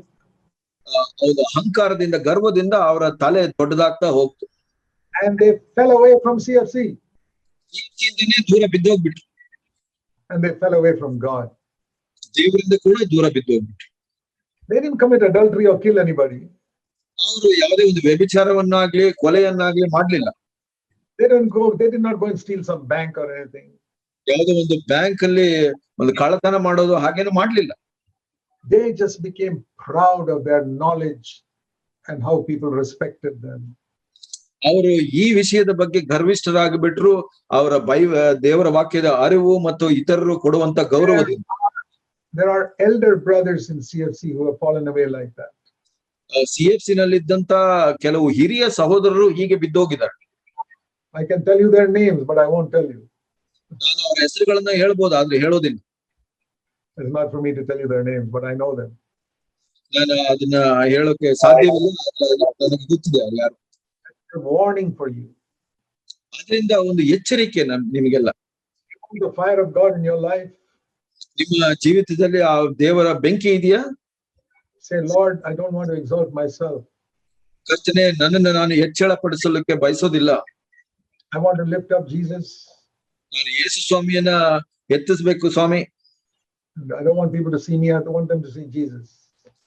ಜನರು ನನ್ನನ್ನ ನೋಡೋದು ನನಗೆ ಆಸಕ್ತಿ ಇಲ್ಲ, ಆದ್ರೆ ಯೇಸು ಸ್ವಾಮಿಯನ್ನ ನೋಡ್ಬೇಕು. Fill me with the Holy Spirit. ಪವಿತ್ರಾತ್ಮನಿಂದ ತುಂಬಿಸು Swami. Some of you sisters may not even be able to read the Bible. ಕೆಲವು ಸಹೋದರಿಯರು ನಿಮ್ಮಲ್ಲಿ ದೇವರ ವಾಕ್ಯವನ್ನ ಓದ್ಲಿಕ್ಕೆ ಕೂಡ ಆಗೋದಿಲ್ಲ. There are some older sisters in our CFC churches who don't know how to read. ಕೆಲವು ಹಿರಿಯ ಸಹೋದರಿಯರು CFC ನಲ್ಲಿ ಇದ್ದಾರೆ, ಅವರಿಗೆ ಓದೋದು ಅರಿವಿಲ್ಲ ಅವ್ರಿಗೆ. I know there are like that in Tamil Nadu, maybe in Karnataka too. ಕರ್ನಾಟಕದಲ್ಲಿ ಕೂಡ ಆಗಿರ್ಬೋದು, ತಮಿಳುನಾಡು ಕೂಡ ಆಗಿದ್ದಾರೆ. But God can fill you with the Holy Spirit. ಆದ್ರೆ ದೇವರು ನಿಮ್ಮನ್ನು ಪವಿತ್ರಾತ್ಮನಿಂದ ತುಂಬಿಸಬಹುದು. Even if you cannot read the Bible. ದೇವರ ವಾಕ್ಯವನ್ನು ಓದ್ಲಿಕ್ಕೆ ಬಂದಿಲ್ಲ ಅಂದ್ರೂ ಪರವಾಗಿಲ್ಲ. Pray to God from today. ದೇವರ ಬಳಿಗೆ ಹೋಗಿ ನೀವು. Lord, fill me with the Holy Spirit. ಪವಿತ್ರಾತ್ಮನಿಂದ ತುಂಬಿಸು ಸ್ವಾಮಿ ನನ್ನನ್ನ. Make me more and more a humble person. ಹೆಚ್ಚೆಚ್ಚಾಗಿ ನನ್ನನ್ನು ದೀನನಾಗಿ ಮಾಡು ಸ್ವಾಮಿ. Let me come into the school of humility and get more and more in that direction. ನಾನು ಈ ಒಂದು ದೀನತೆಯ ಶಾಲೆಗೆ ಬಂದು ಹೆಚ್ಚೆಚ್ಚಾಗಿ ನಾನು ಅಂಕವನ್ನು ಪಡ್ಕೊಳ್ಳೋ ಹಾಗೆ ಮಾಡು ಸ್ವಾಮಿ. You know, in the school of humility, we don't go up, we go down and down and down and down and down. ಆ ಒಂದು ದೀನತೆಯ ಶಾಲೆಯಲ್ಲಿ ನಾವು ಮೇಲೆ ಮೇಲೆ ಹೋಗೋದಿಲ್ಲ, ಕೆಳಗೆ ಕೆಳಗೆ ಹೋಗ್ತಾ ಇರ್ತೀವಿ. Are you going down? ನೀವು ಕೆಳಗೆ ಹೋಗ್ತಾ ಇದ್ದೀರಾ? Are you esteeming other brothers as better than yourself? ಬೇರೆ ಸಹೋದರನ್ನ ನಿಮಗಿಂತ ಉತ್ತಮರು ಅಂತ ಮೇಲೆ ಎತ್ತಾ ಇದ್ದೀರಾ? Are you serving them? ಇತರರ ಸೇವೆ ಮಾಡ್ತಾ ಇದ್ದೀರಾ? Or are you trying to show off that you're a great person? ಇಲ್ಲ ಅಂದ್ರೆ ನಾನು ಉತ್ತಮನು ಅಂತ ಹೆಚ್ಚಳ ಪಡಿಸ್ಕೊಳ್ತಾ ಇದ್ದೀರಾ? Then you may get the honor of men, but God will never fill you with the Holy Spirit. ಅದರಿಂದ ನೀವು ಇತರರ ಗೌರವವನ್ನ ಪಡ್ಕೊಳ್ಬಹುದು, ಆದ್ರೆ ದೇವರು ಪವಿತ್ರಾತ್ಮನಿಂದ ನಿಮ್ಮನ್ನ ತುಂಬಿಸೋದಿಲ್ಲ. To be filled with the Holy Spirit is the greatest honor you can get on this earth. ಪವಿತ್ರಾತ್ಮನಿಂದ ತುಂಬಿಸಲ್ಪಡೋದು ಈ ಲೋಕದಲ್ಲಿ ಸಿಗುವಂತ ಉತ್ತಮ ಗೌರವ ಅಂತ ಹೇಳ್ಬಹುದು. And God can do that for every one of you brothers and sisters in Karnataka. ಕರ್ನಾಟಕದಲ್ಲಿ ಇದ್ದಂತ ಪ್ರತಿ ಸಹೋದರ ಸಹೋದರಿಗೆ ದೇವರು ಮಾಡಲು ಇಚ್ಛಿಸ್ತಾನೆ. Even you young people. ನೀವು ಯೌವನಸ್ಥರನ್ನು ಕೂಡ God bless you. ದೇವರು ಆಶೀರ್ವದಿಸಿ. Thank you, John, for a wonderful translation. Thank you. Thank you. Brother Charles, over to you. Brother, will you please pray before closing? Yeah, let's pray. Let's bow our heads in prayer. ತಲೆ ಬಾಗಿಸಿ ಪ್ರಾರ್ಥಿಸೋಣ. Think of one thing God spoke to you today in your heart. ನಿಮ್ಮ ಹೃದಯದಲ್ಲಿ ದೇವರು ಯಾವುದೇ ಒಂದು ವಿಷಯವನ್ನು ಮಾತಾಡಿದ್ರಿ. And concentrate on that one thing. ಅದರಲ್ಲಿ ಕೇಂದ್ರೀಕೃತರಾಗಿದ್ದೀರಿ ಆ ಒಂದು ವಿಷಯದಲ್ಲಿ. Say, Lord, I want an answer to this. ಕರ್ತನೇ, ನನಗೆ ಈ ಒಂದು ಪ್ರಶ್ನೆಗೆ ಉತ್ತರ ಬೇಕು ಸ್ವಾಮಿ. Lord, I want to confess this. ನಾನು ನಿನ್ನ ಅರಿಕೆ ಮಾಡ್ತೀನಿ ಸ್ವಾಮಿ ಇದನ್ನ. I want patience to become perfect in my life. ನನಗೆ ತಾಳ್ಮೆ ಬೇಕು ಸ್ವಾಮಿ, ನಾನು ಸನ್ನದ್ಧನಾಗಿರ್ಲಿಕ್ಕೆ ಜೀವಿತದಲ್ಲಿ. I want to stop going after knowledge and I want to start going after life. ನಾನು ಈ ಒಂದು ಅರಿವಿನ ಕಡೆ ಹೋಗೋದನ್ನ ತಪ್ಪಿಸಿ ನಾನು ಜೀವದ ಕಡೆ ಹೋಗೋ ಹಾಗೆ ಮಾಡು ಸ್ವಾಮಿ. I want you to speak to me when I read the Bible. ದೇವರ ವಾಕ್ಯ ಓದುವಾಗ ನನ್ನ ಹೃದಯಕ್ಕೆ ಮಾತಾಡು ಸ್ವಾಮಿ. Help me, Lord. ಸಹಾಯ ಮಾಡಿಸು. Fill me with the Holy Spirit. ಪವಿತ್ರಾತ್ಮನಿಂದ ತುಂಬಿಸು Swami. Pray in Jesus' name. ಯೇಸು ಸ್ವಾಮಿ ಹೆಸರಲ್ಲಿ ಪ್ರಾರ್ಥಿಸುತ್ತೇನೆ. Amen. Thank you.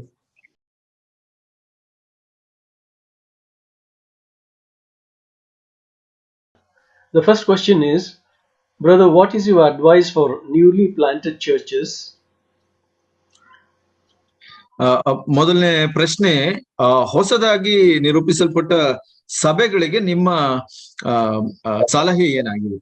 And what things or areas we should focus and grow up in the Lord? ಯಾವ ವಿಷಯಗಳ ಬಗ್ಗೆ ನಾವು ಗುರಿ ಇಟ್ಟು ಕರ್ತನಲ್ಲಿ ಬೆಳೆಯಬೇಕು?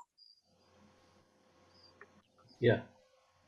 I've often said every church is like a 3-story building.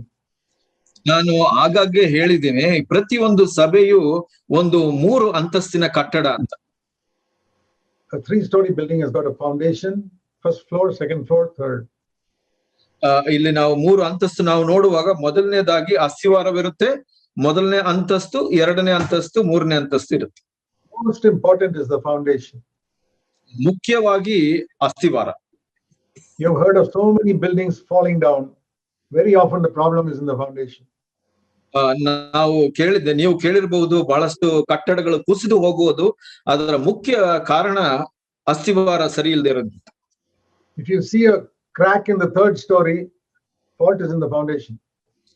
ಮೂರನೇ ಅಂತಸ್ತಿನಲ್ಲಿ ಯಾವುದೇ ಒಂದು ಬಿರುಕು ನಿಮಗೆ ಕಂಡು ಬಂದ್ರೆ ಅದರ ಅರ್ಥ ಏನಂದ್ರೆ ಅಸ್ತಿವಾರದಲ್ಲಿ ತೊಂದರೆ ಇದೆ ಅಂತ. Building is sinking because foundation is not strong. ಆ ಒಂದು ಕಟ್ಟಡ ಯಾಕೆ ಕುಸಿತಾ ಇದೆ? ಅಸ್ತಿವಾರ ಸರಿ ಇಲ್ಲ. ಅದ್ರ You are planting a new church. ನೀವು ಒಂದು ಹೊಸ ಸಭೆಯನ್ನ ಪ್ರಾರಂಭಿಸ್ತಾ ಇದ್ದೀರಾ. Everybody in that church must be clear of the fact that God loves them perfectly. ಒಂದು ವಿಷಯ ಪೂರ್ಣವಾಗಿ ಅವ್ರಿಗೆ ಸ್ಥಿರವಾಗಬೇಕು, ಸಭೆಯಲ್ಲಿ ಇದ್ದಂತವರಿಗೆ ದೇವರು ಅವ್ರನ್ನ ಯಥೇಚ್ಛವಾಗಿ ಪ್ರೀತಿಸ್ತಾರೆ ಅಂತ. That if earthly fathers know how to give good things to their children, how much more your heavenly Father will give only good things to those who ask him. ಯಾವ ವಿಷಯದಲ್ಲಿ ಅವರು ಸ್ಥಿರವಾಗಿರ್ಬೇಕು ಅಂದ್ರೆ, ಒಬ್ಬ ಲೌಕಿಕ ತಂದೆ ತನ್ನ ಮಕ್ಕಳಿಗೆ ಯಾವ ತರ ಒಳ್ಳೆಯ ವಸ್ತುಗಳನ್ನ ಕೊಡ್ಲಿಕ್ಕೆ ಬಯಸ್ತಾನೆ, ಹಾಗೆ ದೇವರು ಇನ್ನು ಯಥೇಚ್ಛವಾಗಿ ಅವರಿಗೆ ಒಳ್ಳೆದನ್ನ ಮಾಡ್ಲಿಕ್ಕೆ ಬಯಸ್ತಾರೆ ಅಂತ. Jesus said that so many times, but people don't believe it. ಯೇಸು ಸ್ವಾಮಿ ಬಹಳ ಸಲ ಹೇಳಿದ್ರು ಈ ವಿಷಯನ, ಆದ್ರೆ ಜನ ನಂಬೋದಿಲ್ಲ. Think if you have a very loving father. ನೀವು ಯೋಚನೆ ಮಾಡಿ, ನಿಮಗೆ ಒಳ್ಳೆಯ ಪ್ರೀತಿಯ ತಂದೆ ಇದ್ದಾರೆ. God is million times better than that. ಅದಕ್ಕಿಂತ ದೇವರು ಮಿಲಿಯಗಟ್ಟಲೆ, ಲಕ್ಷಗಟ್ಟಲೆ ಉತ್ತಮನು. If you doubt that, then you don't have a foundation. I tell you, your life will sink. ಅದರ ಬಗ್ಗೆ ನಿಮಗೆ ಸಂಶಯವಿದ್ರೆ ನಿಮಗೆ ಒಳ್ಳೆ ಅಸ್ತಿವಾರವಿಲ್ಲ, ಒಂದು ದಿವಸ ನಿಮ್ಮ ಜೀವಿತ ಕುಸಿಯುತ್ತೆ. Your life begins to shake like a building begins to shake because the foundation is weak. ಒಂದು ಅಸ್ತಿವಾರ ಒಂದು ಬಹಳ ಸರಿ ಇಲ್ಲದೆ ಇರೋದ್ರಿಂದ ಆ ಒಂದು ಕಟ್ಟಡ ಅಲಗಾಡ್ಲಿಕ್ಕೆ ಪ್ರಾರಂಭವಾಗುತ್ತೆ. So foundation first. ಅದಕ್ಕೆ ಅಸ್ತಿವಾರ ಬಹಳ ಮುಖ್ಯ ಮೊದಲು. The first story. ನಂತರ ಮೊದಲ ಅಂತಸ್ತು. In our personal life, always keep a good conscience. ನಮ್ಮ ವೈಯಕ್ತಿಕ ಜೀವಿತದಲ್ಲಿ ಯಾವಾಗಲೂ ಒಳ್ಳೆಯ ಮನಸಾಕ್ಷಿಯನ್ನ ಹೊಂದಿರಬೇಕು.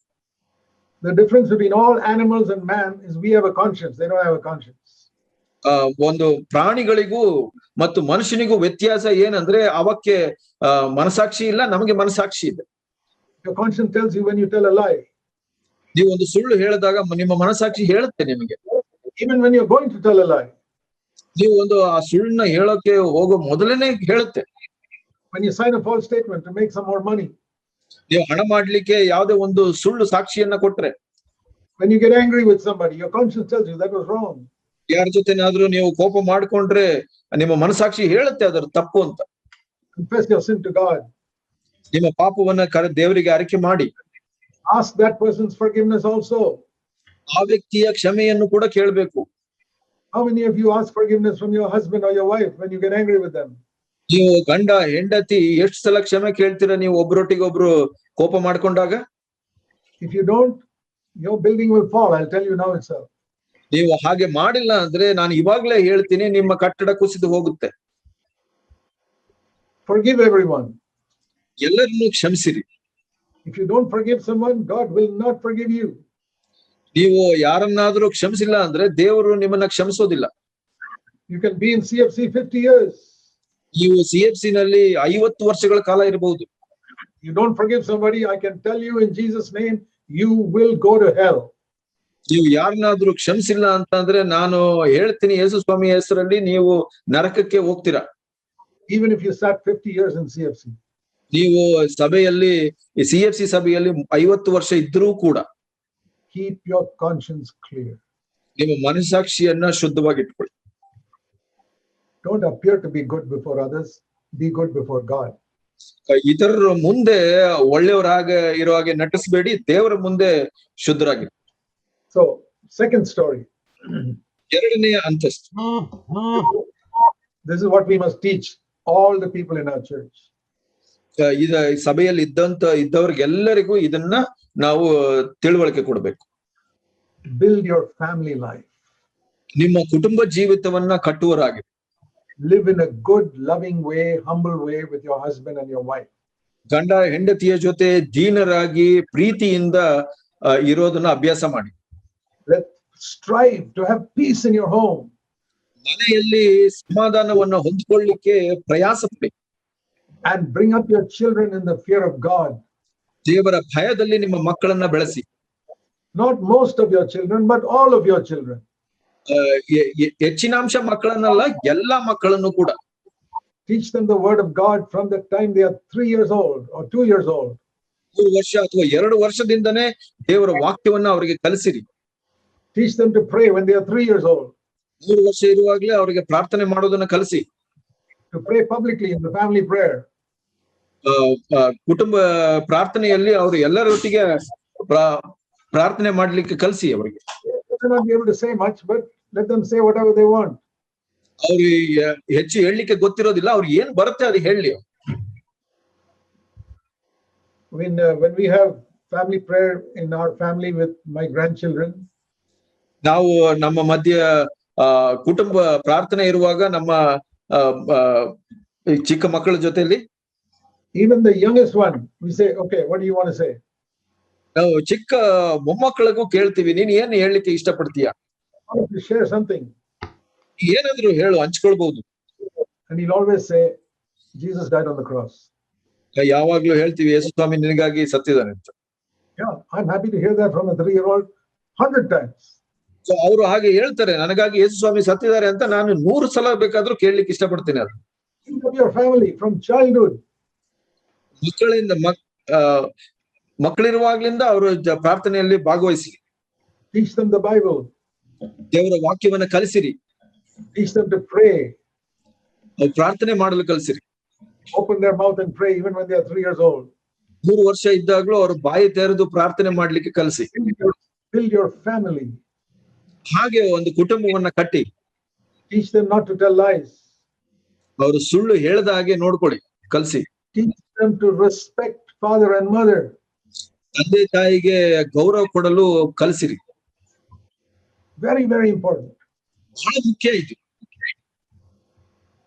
And once we have built a family, ಒಂದು ಸಲ ಕುಟುಂಬವನ್ನ ಕಟ್ಟಿದ ನಂತರ, they grow up, we have to teach them to fight against sexual temptation. ಅವರು ಬೆಳೆದ ಹಾಗೆ ಒಂದು ಲೈಂಗಿಕ ಪಾಪಗಳ ವಿರುದ್ಧವಾಗಿ ಹೋರಾಡ್ಲಿಕ್ಕೆ ಕಲಿಸಬೇಕು. Speak openly to our children. ಆ ವಿಷಯಗಳಲ್ಲಿ ಬಹಿರಂಗವಾಗಿ ಮಾತಾಡಿ. Fathers must speak to the sons and the mothers must speak to the daughters. ತಂದೆ ಮಗನಿಗೆ ಮತ್ತು ತಾಯಿ ಮಗಳಿಗೆ ಈ ವಿಷಯಗಳನ್ನ ಮಾತಾಡಬೇಕು. About avoiding sexual temptation.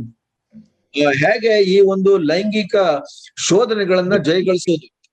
This is an area of tremendous evil for all our young people. ನಮ್ಮ ಎಲ್ಲ ಯೌವನಸ್ಥರು ಇದರಲ್ಲಿ ಬಹಳ ಹೋರಾಡ್ತಾರೆ ಈ ವಿಷಯದಲ್ಲಿ. And parents must teach the children that. ತಂದೆ ತಾಯಂದಿರು ಮಕ್ಕಳಿಗೆ ಇದನ್ನ ಕಲಿಸ್ಬೇಕು. What's the use teaching them mathematics and chemistry if they don't teach them how to overcome sexual temptation?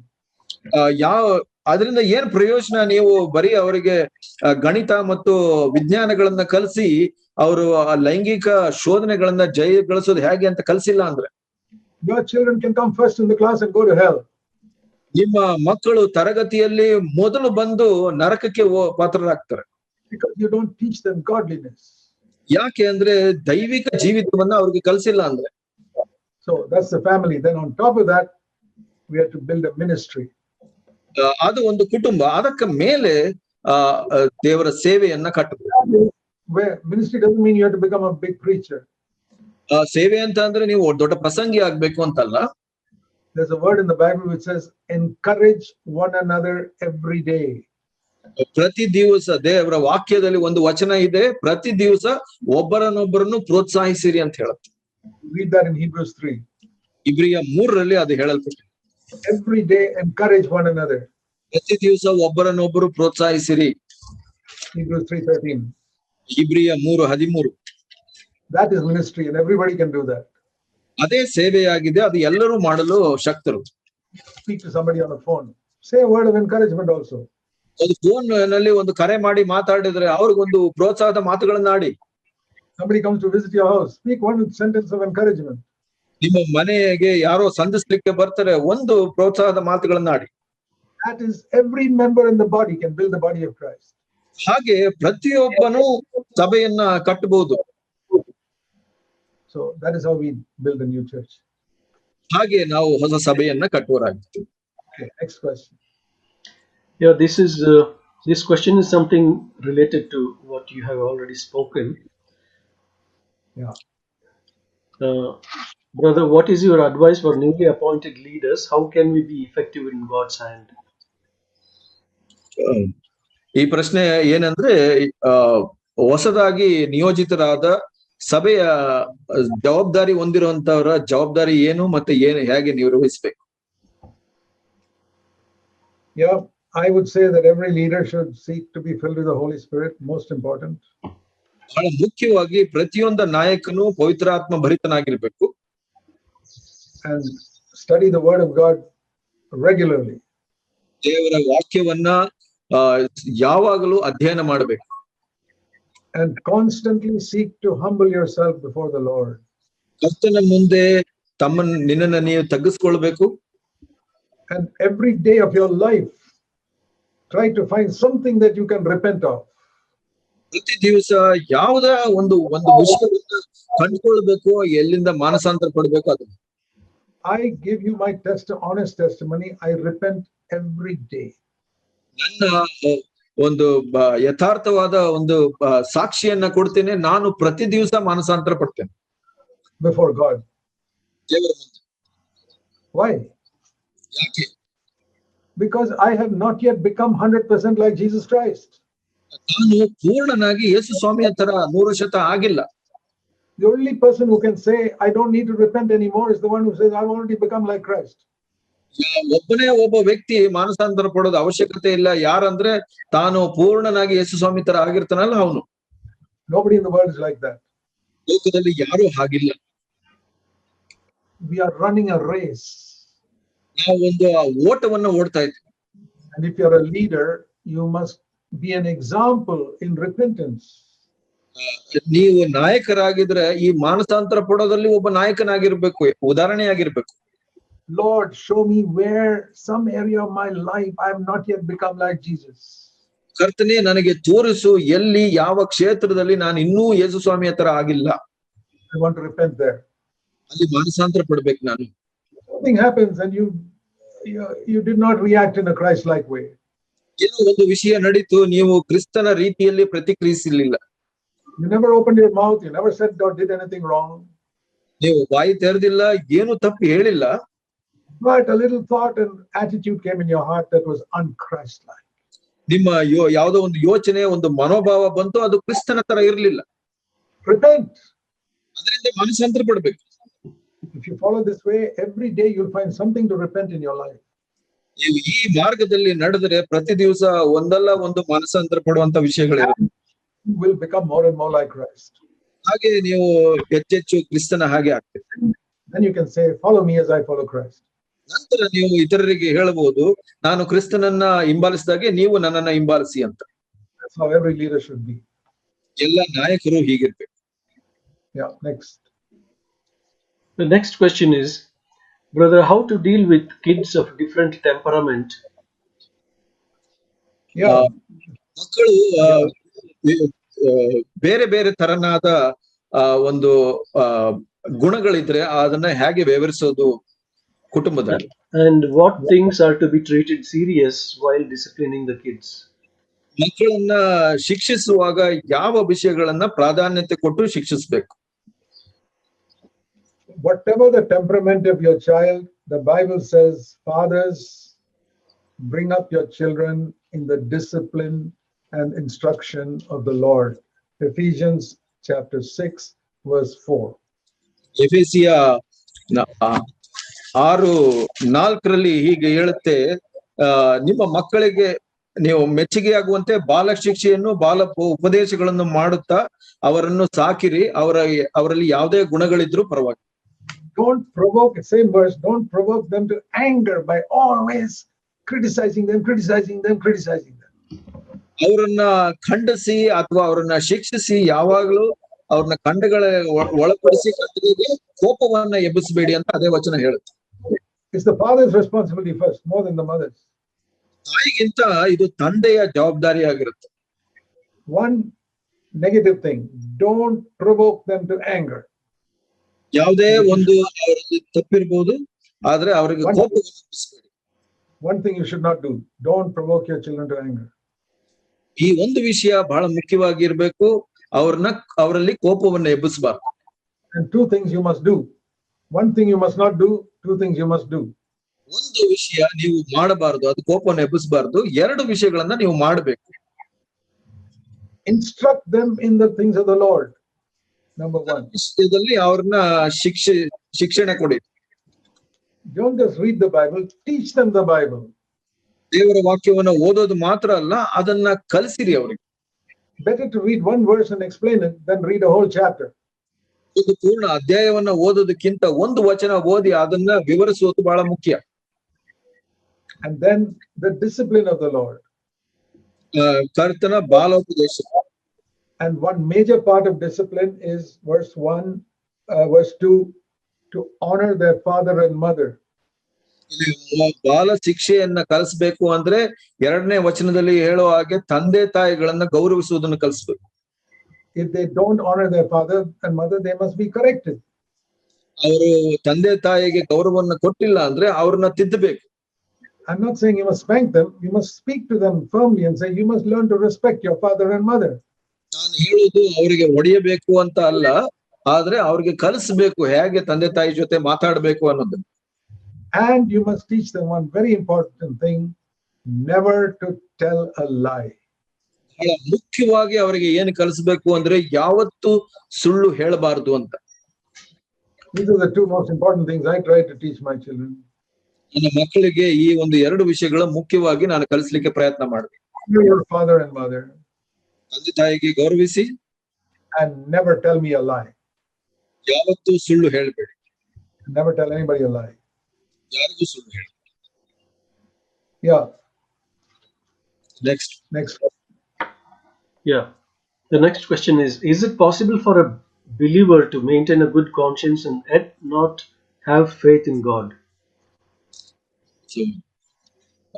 ಒಬ್ಬ ವಿಶ್ವಾಸಿಗೆ ಮನಸಾಕ್ಷಿಯನ್ನ ಶುದ್ಧವಾಗಿಟ್ಕೊಂಡು ನಂಬಿಕೆ ಇಲ್ಲದೆ ಇರಲಿಕ್ಕೆ ಸಾಧ್ಯ ಇದೆಯಾ? For example, suppose in a believer's family, if anyone is infected with COVID-19 or any other disease, why the anxiety and worry starts in a believer's heart and even faith starts shaking, and how to overcome it? ಒಂದು ಕುಟುಂಬದಲ್ಲಿ ಒಬ್ಬರಿಗೆ ಇವಾಗ Covid ಕಾಯಿಲೆ ಬಂದು ಒಂದು ಭಯದ ವಾತಾವರಣದಲ್ಲಿ ಜೀವಿಸ್ತಾ ಇರ್ತಾನೆ, ಆದ್ರೆ ಮನಸಾಕ್ಷಿಯನ್ನು ಶುದ್ಧವಾಗಿ ಇಟ್ಕೊಳ್ಳಿಕ್ಕೆ ಸಾಧ್ಯ ಇದೆಯಾ ಅಂತ. When sickness comes into your home, the fact that you are a little disturbed about it does not mean you have a bad conscience. ಒಂದು ಕಾಯಿಲೆ ನಿಮ್ಮ ಕುಟುಂಬದಲ್ಲಿ ಬಂದು ನಿಮಗೆ ಅದರ ವಿಷಯದಲ್ಲಿ ಕಷ್ಟವಾದ್ರೆ ಅದರ ಅರ್ಥ ನಿಮ್ಮ ಮನಸಾಕ್ಷಿ ಶುದ್ಧವಾಗಿಲ್ಲ ಅಂತ ಅಲ್ಲ. No, it shows that you love that family member so much that you don't want that person to become sick or die. ಅದು ಏನ್ ತೋರಿಸುತ್ತೆ ಅಂದ್ರೆ ನೀವು ಆ ಒಂದು ಕುಟುಂಬದ ಸದಸ್ಯನ ಬಹಳವಾಗಿ ಪ್ರೀತಿಸ್ತೀರಾ, ಅದಕ್ಕಾಗಿ ಅವ್ರ ಕಾಯಿಲೆ ಬರಬಾರ್ದು, ಸಾಯಬಾರ್ದು ಅನ್ನೋ ಕಾಳಜಿ ನಿಮ್ಮಲ್ಲಿದೆ. You don't get disturbed if you hear that somebody in China got COVID. ಯಾರಿಗೋ ಒಬ್ರು ಚೈನಾದಲ್ಲಿ ಕೋವಿಡ್ ಬಂತು ಅಂದ್ರೆ ನಿಮ್ಗೆ ಕಾಳಜಿ ಇರೋದಿಲ್ಲ. Because you don't know that person. ಯಾಕೆಂದ್ರೆ ಆ ವ್ಯಕ್ತಿ ನಿಮಗೆ ಗೊತ್ತಿಲ್ಲ. You don't get disturbed so much even if somebody on the next street got COVID. ನಿಮ್ಗೆ ಪಕ್ಕದ ಬೀದಿಯಲ್ಲಿ ನಿಮ್ಗೆ ಯಾರಿಗೋ ಕೋವಿಡ್ ಬಂತು ಅಂದ್ರೆ ನಿಮ್ಗೆ ಅಷ್ಟು ಕಾಳಜಿ ಇರೋದಿಲ್ಲ. And it is in your own home. ಆದ್ರೆ ನಿಮ್ಮ ಕುಟುಂಬದಲ್ಲಿ ಅದು ನಡೆದ್ರೆ, because you love the family so much, your children and your husband and wife, ನಿಮ್ಮ ಕುಟುಂಬವನ್ನು ಬಹಳವಾಗಿ ಪ್ರೀತಿಸೋದ್ರಿಂದ, ನಿಮ್ಮ ಮಕ್ಕಳು ಗಂಡ ಹೆಂಡತಿಯನ್ನ ಪ್ರೀತಿಸೋದ್ರಿಂದ be concerned. ನಿಮಗೆ ಆ ಒಂದು ಕಾಳಜಿ ಹೆಚ್ಚಾಗುತ್ತೆ. Because you're concerned that you do something, take them to a doctor or take them to a hospital. ಒಂದು ಕಾಳಜಿ ಹೆಚ್ಚಾಗೋದ್ರಿಂದ ನೀವು ಅವರನ್ನ ಆಸ್ಪತ್ರೆಗೆ ಡಾಕ್ಟರ್ ಬಳಿಗೆ ತೆಗೆದುಕೊಂಡು ಹೋಗ್ತೀರಾ. That concern is not a lack of faith. ಆ ಒಂದು ಕಾಳಜಿಯನ್ನ ನಾವು ನಂಬಿಕೆ ಇಲ್ಲದೆ ಇರೋದು ಅಂತ ಹೇಳಲಿಕ್ಕೆ ಸಾಧ್ಯವಿಲ್ಲ. If you don't have that concern, you are a useless father and mother. ಆ ತರ ಒಂದು ಕಾಳಜಿ ಇಲ್ಲ ಅಂದ್ರೇನೆ ನೀವು ಉಪಯೋಗವಿಲ್ಲದ ತಂದೆ ತಾಯಿ ಅಂತ ಹೇಳ್ಬಹುದು. But you do whatever you can at that time. ನಿಮ್ಗೆ ಯಾವ್ದೆಲ್ಲ ಸಾಧ್ಯ ಇದೆ ಆ ಸಮಯದಲ್ಲಿ ಮಾಡ್ಬೇಕಾಗುತ್ತೆ. You don't lose your faith that God is a loving father. ಆದ್ರೆ ನೀವು ದೇವರು ನನ್ನ ಪ್ರೀತಿಯ ತಂದೆ ಅನ್ನೋದನ್ನ ನಂಬಿಕೆ ಕಳ್ಕೊಂಡ್ಬಾರ್ದು. People may ask you, why does a loving father allow this to happen to your child? ಒಬ್ಬ ಪ್ರೀತಿಯ ತಂದೆ ಈ ಮಕ್ಕಳಿಗೆ ಯಾಕೆ ಇದನ್ನ ಅನುಮತಿಸ್ತಾರೆ ಅಂತ ಕೇಳ್ಬೋದು ಯಾರಾದ್ರೂ. I can say, I don't know. ನಾನು ಹೇಳ್ತೀನಿ, ನನ್ಗೆ ಗೊತ್ತಿಲ್ಲ. There are many questions people ask me about God, and I can answer in 3 words. I don't know. ದೇವರ ಬಗ್ಗೆ ಬಹಳಷ್ಟು ಜನ ಅನೇಕ ಪ್ರಶ್ನೆಗಳನ್ನ ಕೇಳ್ತಾರೆ, ಆದ್ರೆ 3 ಪದದಲ್ಲಿ ಹೇಳ್ತೀನಿ, ನನಗೆ ಗೊತ್ತಿಲ್ಲ ಅಂತ. 2 ಪದ ಕನ್ನಡದಲ್ಲಿ. I'm not God. I can't explain everything. ನಾನು ದೇವರಲ್ಲ, ಅದಕ್ಕಾಗಿ ನನಗೆ ಅದನ್ನ ವಿವರಿಸ್ಲಿಕ್ಕೆ ಸಾಧ್ಯವಿಲ್ಲ. There are so many things in mathematics itself I can't explain. How can I explain God? ಗಣಿತದಲ್ಲಿ ಇರುವಂತದ್ದೇ ಎಷ್ಟೋ ವಿಷಯಗಳನ್ನ ವಿವರಿಸ್ಲಿಕ್ಕೆ ದೇವರ ವಿಷಯಗಳನ್ನ ನನಗೆ ವಿವರಿಸ್ಲಿಕ್ಕೆ ಸಾಧ್ಯವಿಲ್ಲ. I can't explain, but I still know God is a loving father. That doesn't change. ನನಗೆ ವಿವರಿಸ್ಲಿಕ್ಕೆ ಆಗೋದಿಲ್ಲ, ಆದ್ರೆ ದೇವರು ಪ್ರೀತಿಯ ತಂದೆ ಅನ್ನೋದು ಬದಲಿಸಕ್ಕಾಗೋದಿಲ್ಲ, ಅದು ಸತ್ಯ. And God has proved it to us on the cross of Calvary. ಅದನ್ನು ದೇವರು ಆ ಶಿಲುಬೆಯ ಮೇಲೆ ನಮಗೆ ಸಿದ್ಧಪಡಿಸಿದನು. How much He loved us to send His Son to die for us. ಎಷ್ಟೊಂದು ನಮ್ಮ ಮೇಲೆ ಪ್ರೀತಿ ಇಟ್ಟು ತನ್ನ ಒಬ್ಬನೇ ಮಗನನ್ನ ಕಳಿಸಿಕೊಟ್ರು. I'll tell you the story of a man. ನಾನು ಒಬ್ಬ ವ್ಯಕ್ತಿಯ ಒಂದು ಕಥೆಯನ್ನ ಹೇಳಲಿಕ್ಕೆ ಇಷ್ಟಪಡ್ತೇನೆ. He never had a Bible. ಆತನಲ್ಲಿ ಯಾವ ಬೈಬಲ್ ಇರಲಿಲ್ಲ. ದೇವರು never heard of Jesus Christ. ಯೇಸು ಸ್ವಾಮಿಯ ಬಗ್ಗೆನೂ ಕೇಳಿರ್ಲಿಲ್ಲ. Knew nothing about Christianity. ಕ್ರಿಸ್ತತ್ವದ ಬಗ್ಗೆನೂ ಏನೂ ಗೊತ್ತಿರ್ಲಿಲ್ಲ. But he was a God-fearing man. ಆದ್ರೆ ದೇವರ ಭಯಪಡುವಂತನಾಗಿದ್ದನು ದೇವರಿಗೆ. You know what he said? ಏನು ಹೇಳ್ದ ಗೊತ್ತಾ? I trust God so much that even if He kills me, I will trust Him. ದೇವರನ್ನ ಎಷ್ಟು ನಾನು ನಂಬುತ್ತೇನೆ ಅಂದ್ರೆ ಆತನ ನನ್ನ ಕೊಂದು ಬಿಟ್ರು ಆತನಲ್ಲಿ ನಂಬಿಕೆ ಇಡ್ತೀನಿ. That man's name was Job. ಆತನ ಹೆಸರು ಯೋಬ. Job 13 verse 15. ಯೋಬ 13:15 ಹೀಗೆ ಹೇಳಲ್ಪಟ್ಟಿದೆ. No Bible, no knowledge of Jesus. ಆ ಬೈಬಲ್ ಇರ್ಲಿಲ್ಲ, ಯೇಸು ಸ್ವಾಮಿಯ ಅರಿವಿರ್ಲಿಲ್ಲ ಆತನಿಗೆ. His body was full of sores. ಆತನ ಶರೀರವೆಲ್ಲ ಕಾಯಿಲೆಯಿಂದ ಕಾಯಿಲೆ ಬಂದಿತ್ತು ಅವನಿಗೆ. His 10 children died in one moment. ಆತನ 10 ಮಕ್ಕಳು ಕ್ಷಣದಲ್ಲಿ ಸತ್ತು ಹೋದ್ರು. He lost all his property in one moment. ಕ್ಷಣದಲ್ಲೇ ಆತನ ಎಲ್ಲಾ ಆಸ್ತಿ ಕಳೆದುಕೊಂಡನು. His bank account came to zero. ಅವನ ಎಲ್ಲಾ ಒಂದು ಆಸ್ತಿ, ಅವನಿಗೆ ಏನೆಲ್ಲ ಒಂದು ಹಣ ಉಳಿಸ್ಕೊಂಡಿದ್ನೋ ಬ್ಯಾಂಕ್ ನಲ್ಲಿ ಎಲ್ಲ ಕಳೆದು ಹೋಯ್ತು. What does he say? ಅದೆಲ್ಲ ಕಳೆದ ನಂತರ ಏನು ಹೇಳ್ತಾನೆ? On top of all this, now if God kills me also, I will die trusting Him. ಇದು ಎಲ್ಲದರ ಮೇಲೆ ದೇವರು ನನ್ನನ್ನ ಸಾಯಿಸಿದ್ರು, ಕೊಂದು ಬಿಟ್ಟು ನಾನು ಆತನಲ್ಲಿ ನಂಬಿಕೆ ಇಡ್ತೀನಿ ಅಂತ ಹೇಳಿ. He says the Lord gave me, He took it away. That's all. ಕರ್ತನು ಕೊಟ್ಟನು, ಅದನ್ನ ಆತನೇ ತೆಗೆದುಕೊಂಡನು ಅಂತ ಹೇಳಿ. Job 1:21. ಯೋಬ 1:21. So read all these things and say, what faith such people had who knew nothing about Jesus and no Bible, no fellowship, no church. ಇದನ್ನೆಲ್ಲ ನಾವು ಓದಿದಾಗ ನಮ್ಗೆ ಏನಿಸುತ್ತೆ, ಅವ್ರಿಗೆ ಯಾವ್ದೋ ಒಂದು ಸಭೆ ಅಂತ ಇರ್ಲಿಲ್ಲ, ಒಂದು ಅನ್ಯೋನ್ಯತೆ ಇರ್ಲಿಲ್ಲ, ಕ್ರಿಸ್ತನ ಬಗ್ಗೆ ಅರಿವಿರ್ಲಿಲ್ಲ, ಆದ್ರೂನು ಎಂಥ ನಂಬಿಕೆ ಅವರಲ್ಲಿತ್ತು. I've never heard of anyone in my life who suffered like Job. ಯೋಬನ ತರ ಆ ಒಂದು ಕಷ್ಟಗಳನ್ನ ಅನುಭವಿಸಿದವನ್ನ ಯಾರು ನನ್ನ ಜೀವಿತದಲ್ಲಿ ನಾನು ನೋಡಿಲ್ಲ. That is the first book of the Bible written because he lived more than 500 years before Moses. ಮೋಶೆಗಿಂತ ಒಂದು 500 ವರ್ಷಗಳ ಹಿಂದಿನ ಸಮಯದಲ್ಲಿ ಆತನ ಇರೋದ್ರಿಂದ ಅದೇ ಬೈಬಲ್ ನಲ್ಲಿ ಬರೆದ ಮೊದಲ ಪುಸ್ತಕ. So even when we can't explain why sickness and COVID and all that comes, we are concerned, we do our best, we go day and night to the hospital, but we don't lose our faith in God. ನಾವು ಬಹಳಷ್ಟು ಕಷ್ಟಗಳನ್ನ ಅನುಭವಿಸೋದು, Covid ಬರ್ಬೋದು, ಕುಟುಂಬಗಳಲ್ಲಿ ಅನಾರೋಗ್ಯ ಬೇರೆ ಬೇರೆ ಬರ್ಬೋದು, ನಾವು ಆಸ್ಪತ್ರೆಗೆ ಹೋಗ್ಬೋದು, ಇದು ಎಲ್ಲ ಇದ್ರೂನು ಆದ್ರೆ ಒಂದು ನಂಬಿಕೆ ನಾವು ಕಳ್ಕೊಳ್ಳಲ್ಲ, ದೇವರು ಪ್ರೀತಿಪೂರ್ಣನು. Yeah. Next. As a church, on what should our focus be on during these times of COVID and potential war situations in India and around the world, unaware of what is happening further? ಈ ಒಂದು Covid ಮತ್ತು ಅನಾರೋಗ್ಯದ ಈ ಪರಿಸ್ಥಿತಿನಲ್ಲಿ ನಮ್ಮ ಪ್ರತಿಕ್ರಿಯೆ ಏನಾಗಿರ್ಬೇಕು? And what should be our heart's desire in our daily lives, and how we should be ready for the Lord's coming? ನಾವು ಕರ್ತನ ಬರುವಿಕೆಗೆ ಸಿದ್ಧರಾಗುವ ಸಮಯದಲ್ಲಿ ನಮ್ಮ ಹೃದಯದ ಪರಿಸ್ಥಿತಿ ಹೇಗಿರ್ಬೇಕು, ಆಶೆಗಳು ಹೇಗಿರ್ಬೇಕು? I'll read you a verse in Revelation 13 and verse 9. ಪ್ರಕಟಣೆ 13:9 ಒಂದು ವಚನವನ್ನು ಓದ್ತೀನಿ. It says here in the middle of that verse, people blasphemed the name of God who had power over all these plagues. So ಇಲ್ಲಿ ಈ ಎಲ್ಲಾ ವಿಷಯಗಳ ಮೇಲೆ The plagues, power over all these plagues. ಈ ಎಲ್ಲದರಲ್ಲಿ ಅವರು Revelation 13 verse 9. 39, okay. Sorry, Revelation 16. Revelation 16 verse 9. 16 verse 9. Okay, sorry. Yeah. ಇಲ್ಲಿ 9ನೇ ವಚನ ಹೇಳುತ್ತೆ, ಮನುಷ್ಯರು ಬಲವಾದ ಕಾವಿನಿಂದ ಕಂದಿ ಹೋದರು, ಅವರು ದೇವರನ್ನು ಘನಪಡಿಸುವ ಹಾಗೆ. God had power over all these plagues. ದೇವರಿಗೆ ಈ ಎಲ್ಲದರ ಮೇಲೆ ಅಧಿಕಾರವಿತ್ತು ಅಂತ ಹೇಳುತ್ತೆ ಮುಂದೆ. Over the plagues, what does it say? Does it say plagues there? Yes, yes. ಉಪದ್ರವಗಳು. That means COVID is one of them. ಈ ಒಂದು ಉಪದ್ರವಗಳಲ್ಲಿ ಈ ಕೋವಿಡ್ ಕೂಡ ಒಂದಾಗಿದೆ. God has got power over these plagues. ಈ ಒಂದು ಎಲ್ಲಾ ಒಂದು ಅನಾರೋಗ್ಯ ಉಪದ್ರವಗಳ ಮೇಲೆ ದೇವರಿಗೆ ಅಧಿಕಾರವಿದೆ. People blaspheme the name of God before allowing these plagues to come. ಈ ಒಂದು ಉಪದ್ರವಗಳು ಬಂದಿದ್ರಿಂದ ಜನರು ದೇವರ ನಾಮವನ್ನು ದೂಷಿಸ್ತಾರೆ. What they should have done, it says there in verse 9, they should have repented and given him glory. ಜನರು ಏನ್ ಮಾಡ್ಬೇಕಾಗಿತ್ತು ಅಂದ್ರೆ ತಾವು ಮಾನಸಾಂತರಪಟ್ಟು ದೇವರಿಗೆ ಘನಪಡಿಸಬೇಕಾಗಿತ್ತು. And again it says in verse 11, they blasphemed God because of their pains and their sores, and they did not repent.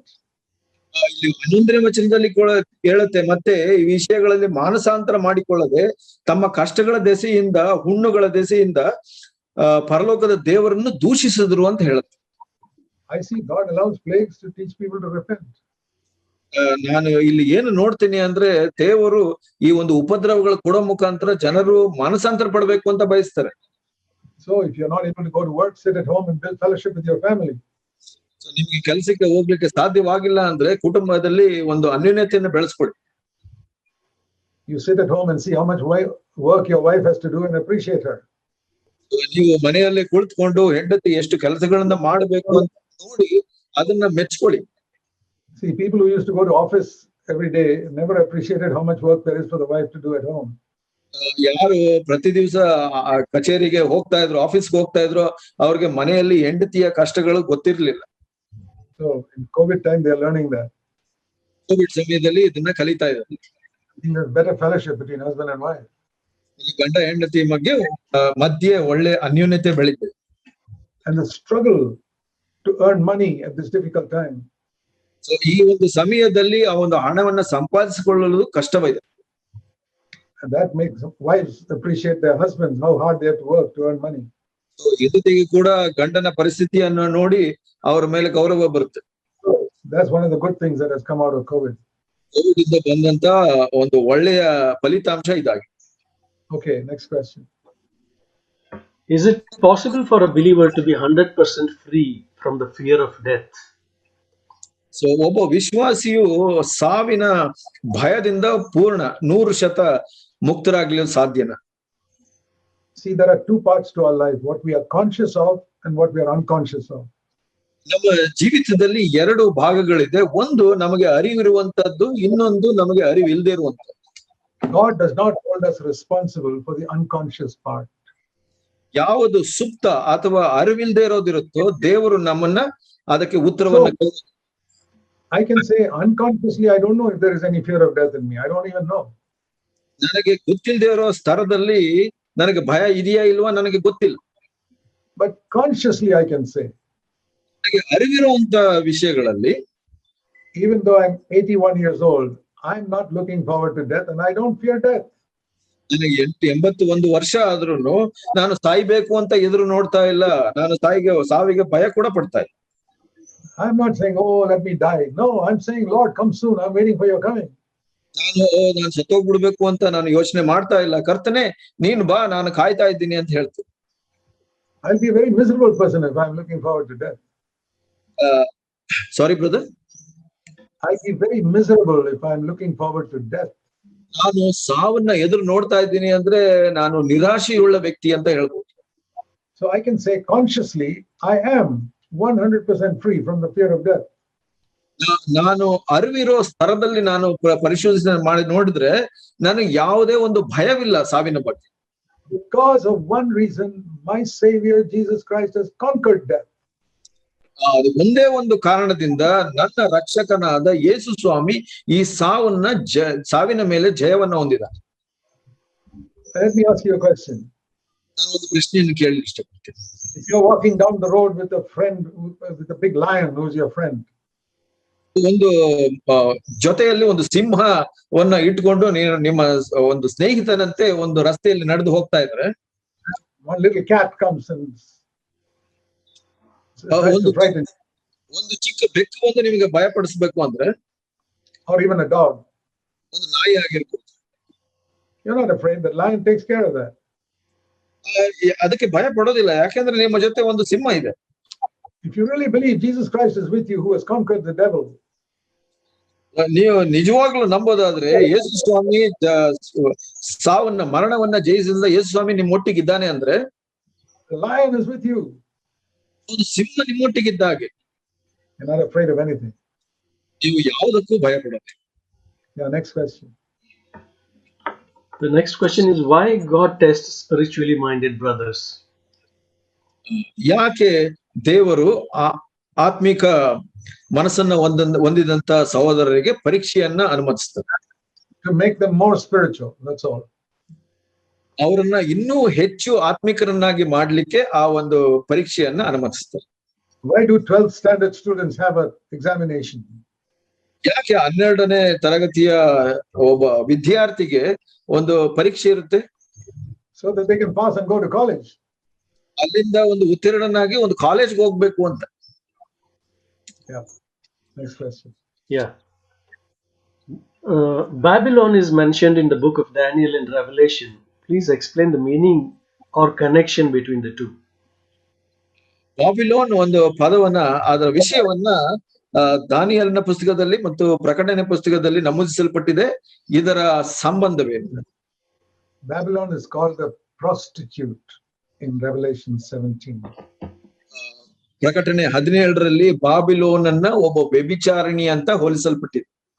And the church is called the bride in Revelation 19 and 21.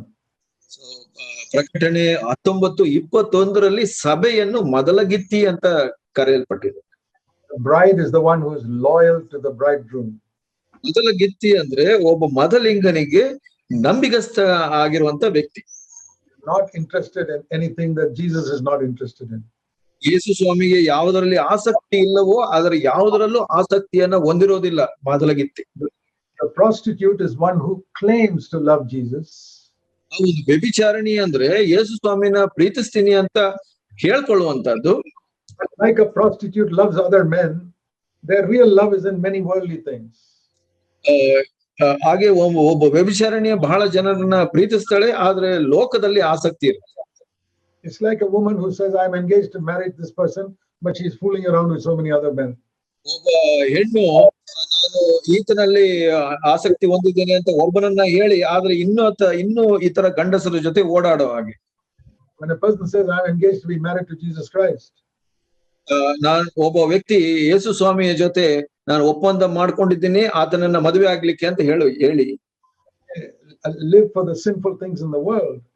ಲೋಕದಲ್ಲಿ ಇರುವಂತಹ ಪಾಪದ ವಿಷಯಗಳಲ್ಲಿ ಆಸಕ್ತನಾಗಿದ್ರೆ that is a prostitute. ಆತನಿಗೆ ವ್ಯಭಿಚಾರಿ ಅಂತ ಹೇಳ್ಬೋದು. That is false Christianity. That is Babylon. ಅದು ಒಂದು ಸುಳ್ಳು ಕ್ರೈಸ್ತತ್ವ, ಅದಕ್ಕೆ ನಾವು ಬಾಬಿಲೋನ್ ಅಂತ ಕರೀತೀವಿ. 90% of people who call themselves Christians are in Babylon. 90% ಕ್ರೈಸ್ತರು ಅಂತ ಹೇಳ್ಕೊಳ್ಳುವಂತವರು Babylon ನಲ್ಲಿದ್ದಾರೆ. Not many preachers will tell them that. ಬಹಳಷ್ಟು ಪ್ರಸಂಗಿಗಳು ಅದನ್ನ ಹೇಳೋದಿಲ್ಲ. Because preachers want popularity and money. ಪ್ರಸಂಗಿಗಳಿಗೆ ಏನ್ ಬೇಕು? ಅವರಿಗೆ ಗೌರವ ಮತ್ತು ಹಣ ಬೇಕು. In CFC we say that because we don't want popularity and we don't want anybody's money. ನಾವು CFC ನಲ್ಲಿ ಇದನ್ನ ಬಹಿರಂಗವಾಗಿ ಹೇಳ್ತೀವಿ. ಯಾಕೆ ಅಂದ್ರೆ ಜನರಿಂದ ಗೌರವ ಅಥವಾ ಅವರ ಹಣ ನಮಗೆ ಬೇಕಾಗಿಲ್ಲ. Next question. The last question is from young people. How to keep purity in our youth and how to overcome impure thought life and lustful eyes. ಕಡೆಯ ಪ್ರಶ್ನೆ, ಯೌವನಸ್ಥರಿಂದ ನಾವು ನಮ್ಮ ಹೃದಯವನ್ನು ಹೇಗೆ ಒಂದು ಅಶ್ಲೀಲ ವಿಷಯಗಳಿಂದ ಶುದ್ಧವಾಗಿ ಇಟ್ಕೊಳ್ಬೇಕು ಮತ್ತು ಅಶ್ಲೀಲತೆಯನ್ನ ಜಯಗಳಿಸೋದು ಹೇಗೆ? You read in Psalm 119. ಕೀರ್ತನೆ 119ರಲ್ಲಿ ನಾವು ಹೀಗೆ ಓದ್ತೀವಿ. Answer to this question in verse 9. 9ನೇ ವಚನದಲ್ಲಿ ಉತ್ತರವನ್ನು ಕೊಡು. ಯೌವನಸ್ಥ. Psalm 119 verse 9. 119 9ನೇ ವಚನ. How can a young man keep his way pure? ಯೌವನಸ್ಥನು ತನ್ನ ನಡತೆಯನ್ನು ಶುದ್ಧಪಡಿಸಿಕೊಳ್ಳುವುದು ಯಾವುದರಿಂದ? By keeping it according to your word. ನಿನ್ನ ವಾಕ್ಯವನ್ನು ಗಮನಿಸಿ ನಡೆಯುವುದರಿಂದಲೇ. With all my heart I have sought you, verse 10. 10ನೇ ವಚನ, ನಾನು ಪೂರ್ಣ ಮನಸ್ಸಿನಿಂದ ನಿನ್ನನ್ನು ಹುಡುಕುತ್ತೇನೆ. Help me, Lord, not to wander from your commandments. ನಿನ್ನ ಆಜ್ಞೆಗಳಿಂದ ತಪ್ಪಿ ಹೋಗದಂತೆ ನನ್ನನ್ನು ಕಾಯಿ ಸ್ವಾಮಿ. And your word, verse 11, I have treasured in my heart so that I might never sin against you. ನಿನಗೆ ವಿರೋಧವಾಗಿ ಪಾಪ ಮಾಡದಂತೆ ನಿನ್ನ ನುಡಿಗಳನ್ನು ನನ್ನ ಹೃದಯದಲ್ಲಿಟ್ಟುಕೊಂಡಿದ್ದೇನೆ. That's what I would say.